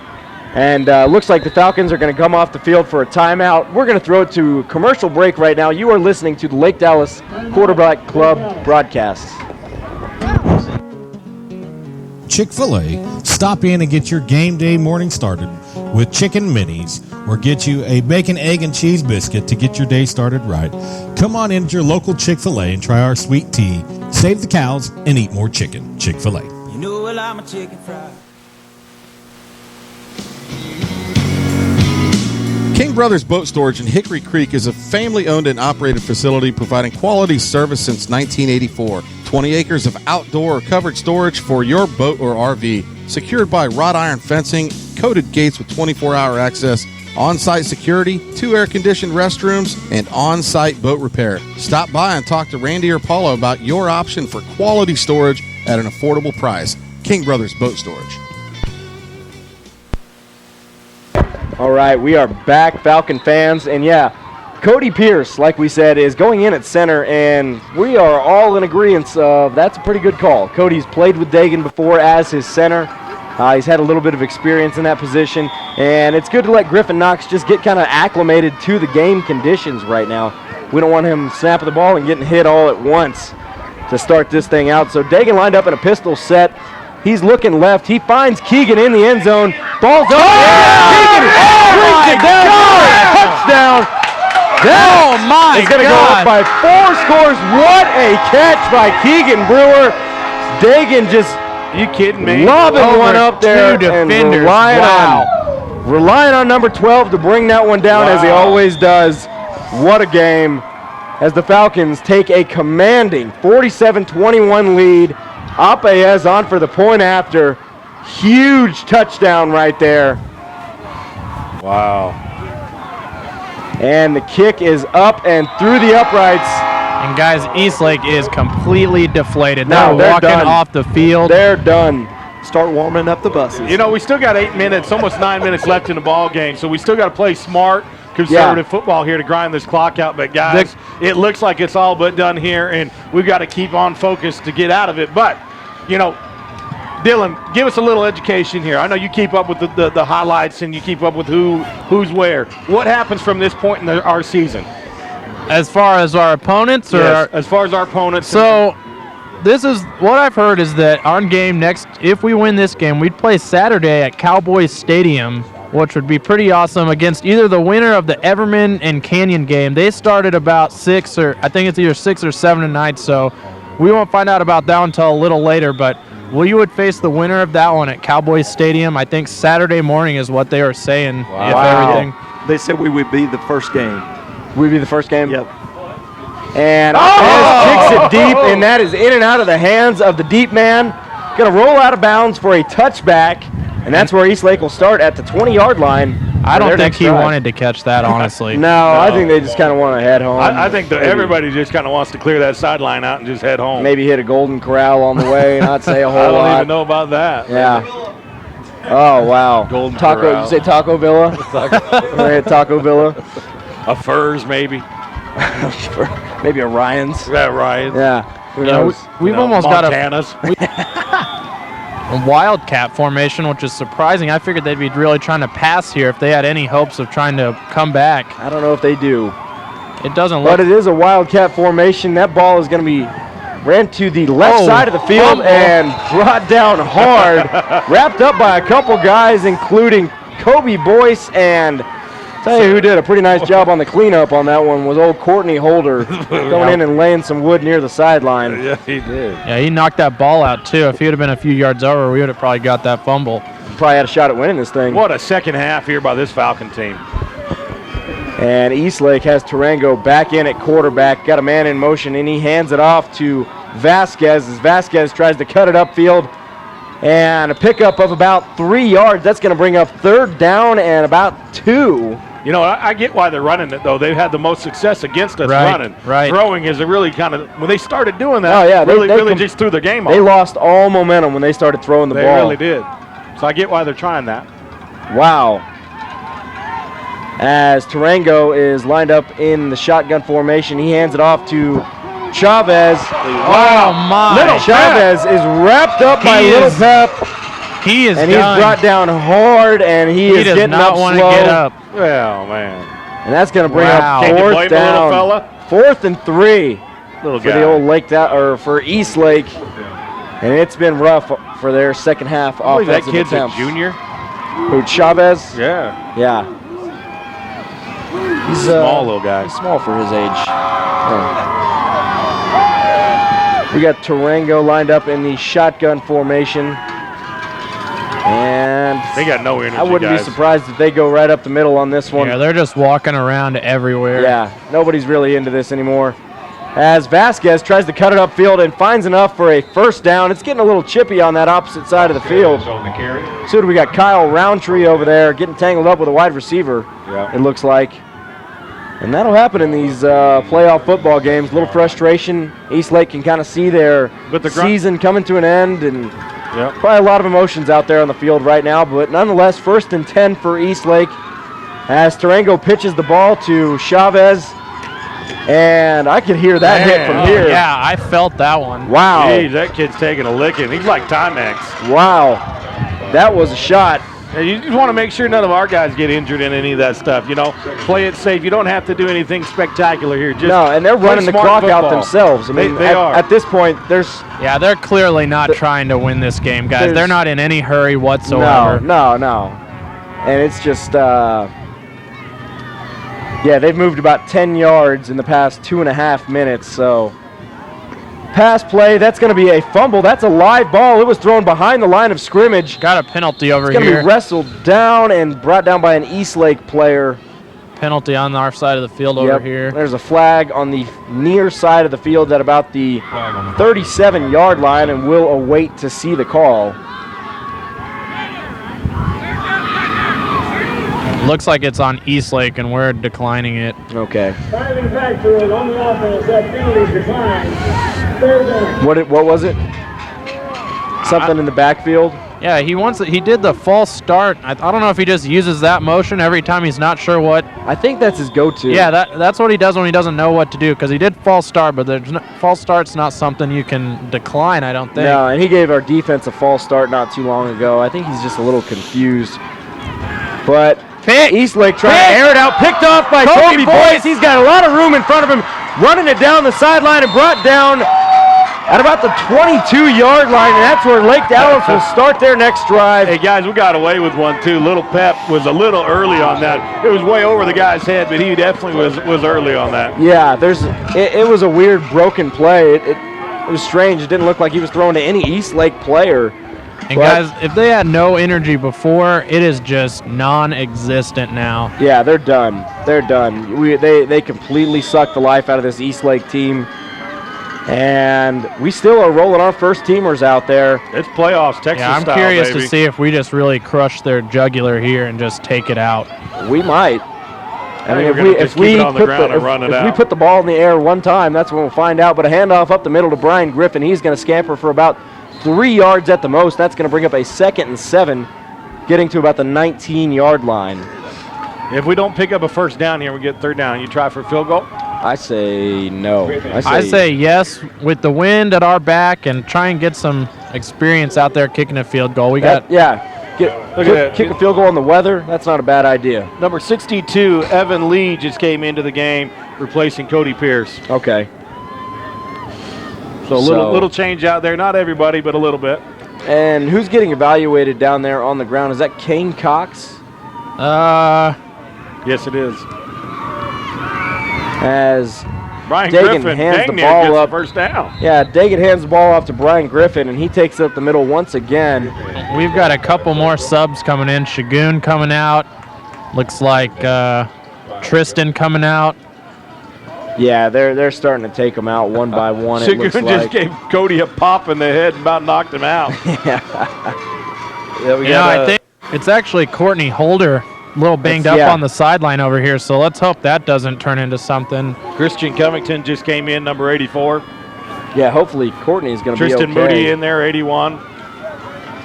As Dagan is still in there, he's lined up in shotgun formation, got double set wide receivers on each side, and first down. It looks like we're going to have enough he's of the still first going. down. Yeah, that's a first down. It's a great run. As a handoff up the middle goes to about the 12-yard line. That's going to be enough for a Falcon first down. Second team O-line getting a good push.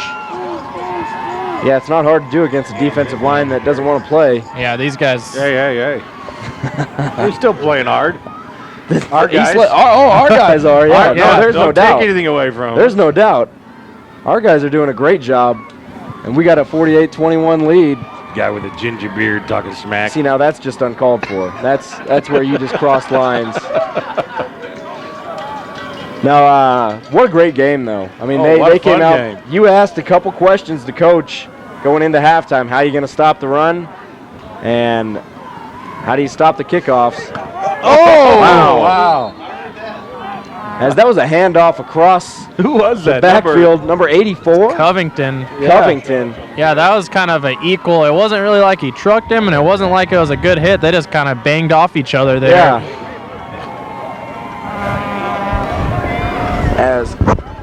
And, it's really looking like this is going to be the first team in Lake Dallas history to make it to that fourth round. Yeah. And Spencer Fredrickson coming in at quarterback for All Dagan right. here. Here comes old Spencer. Let's see what he can do. Yeah, the always elusive fourth round of the playoffs. Wow. Never before seen for the Falcons. Never, is that right? ever. That's true. Their first trip to Cowboy Stadium. Yeah, also another first for them. This is cool as Spencer hands the ball off to number 86. That's going to be Tristan Moody. And getting his first carry of the game for a loss of 3 yards. But that clock continues to roll. We got 2:55 here to go in the fourth quarter. Falcons up 48-21. Just a thrashing in the second half. I thought this was going to be a dogfight. Well, actually, the way the game started, I thought, oh no, we kind of got hit in the mouth a couple times, a little bloody, but we responded really well. Yeah. That second half was amazing. I don't know what was said, what they ate, what they drank, what they did at halftime, but we need to repeat that each and every week. Yeah, that's kind of been our team's been like that this year. They kind of get popped a little right at first, and then they always answer the call right afterwards. Yeah, their halftime adjustments have been great. Oh, they're going to cause his knee was down. That throw was a little low to Riviera there, and he had to go down and put his knee down. He went and fielded that one like a center fielder. He did. Put his knee on the ground. Yeah. They're going to bring on the field goal. Yep. That's a wise good play. decision. Yeah, good call. Did you guys just feel that? I think that was all of the trucks starting up. Wow. Buses. Get the heater around on. oil land, we didn't know maybe somebody hit something with a pipe or something. It's a swoosh. Thought that was Harvey. He had Taco Villa earlier. Oh, wow. No, not today. Now we refrain. Shots fired. Uh-oh. Quite literally. As Apayez puts one through the uprights. Man, they could have went And he had plenty of distance on that. Look at that. Wow. Keegan out there giving a big hug. That's fun to see, Apayez lined up for about a 37-yard. Was that a 30? No, that was about a 30-yard field goal. Yeah. Wow, good to see that. Wow. Firing on all cylinders are the Falcons, and looks like we got time for one more commercial break as you are listening to the Lake Dallas Quarterback Cubs Network.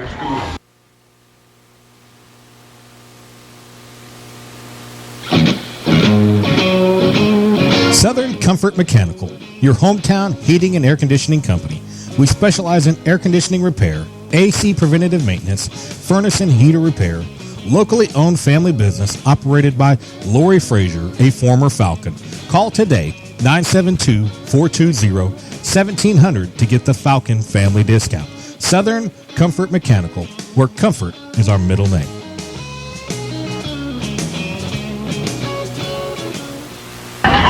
All right, we are back, Falcon fans. We got a minute and a half to go here in the fourth quarter at Grande Communications Stadium in Midland, Texas. The Falcons traveled all the way out here to put a 30-point whooping on the El Paso Eastlake Falcons. And what a game it has been as Alpayez boots one deep. It's going to land at about the 2-yard line and kneel down in the end zone for a touchback. And the Eastlake Falcons will start their drive at the 20-yard line as they're walking onto the field. Every kickoff, Little Pep ends up on his back. With two same guys going at him. He turns around and looks at the rest every time, and they do nothing about it. But yeah, I feel like he's just made being some, abused out there. He's made some enemies out there, probably. You know? Yeah, that's part of making big hits out there. You got some guys looking for you. Yeah, you're right about that. Teammates talk on the sideline. Hey, look at him, get him on the kickoff. Right. But yeah, what do you expect out of this next round? Do you know anything about these other teams, Dylan? You know, Everman is that's who I think will probably end up playing if I had to guess. If they lose to Canyon tonight, I would call that an upset personally. Everman's who beat James Franklin's team. That's my senior year too as well. So that would be an interesting matchup. They're a tough team this year. They played Aledo pretty much closer than almost anybody else did, and they had some injuries during the season that caused them to lose a few close games, but they're a good team. They've got a Division I running back, Keir Crossley. He's usually rushing for like 300 yards a game. Oh, wow. But, yeah, that'd be a tough opponent for us. They're a really athletic, quick team. Yeah, that's definitely going to be our toughest matchup of the year. And as it should be, it's the furthest round of the playoffs as Chavez is able to get through our defense for a pickup of about 14 yards. But it's a little bit of garbage time right now as we got 51 seconds to go here in the fourth quarter. I tell you what I'm most worried about looking forward is Chase. Yeah. If we don't have our center back, that's a big deal as we saw that first set. He's sitting here on the bench with his head down, and it kind of looks like the end of last game, so I don't know if maybe it's just a re-aggravation and he'll have to do it the same way next week, or it could be even worse. So let's just hope for the best there. Yes. Yeah, you really hope that it didn't get any worse than it was, because it's hard to imagine it didn't coming out here. Tackle right there made by number 24, Garen Shantz, who's in on defense, doing a good job. Give these second teamers some credit right here. There we go, Garen. Number 62, Evan Lee. And it is nuts down here, guys. That's it, boys. It is nuts. Wow. First team to ever make it to the fourth round. This is an exciting atmosphere down here. This is pretty crazy as that train horn sounds. And you know what that means. That's a Falcon victory right there. 51-21 all over the El Paso Eastlake Falcons. And we're going to get out of here pretty quick because of the weather. I don't know if we're going to have time to stick around too much for any interviews or anything like that. But Dylan, you did a great job, man.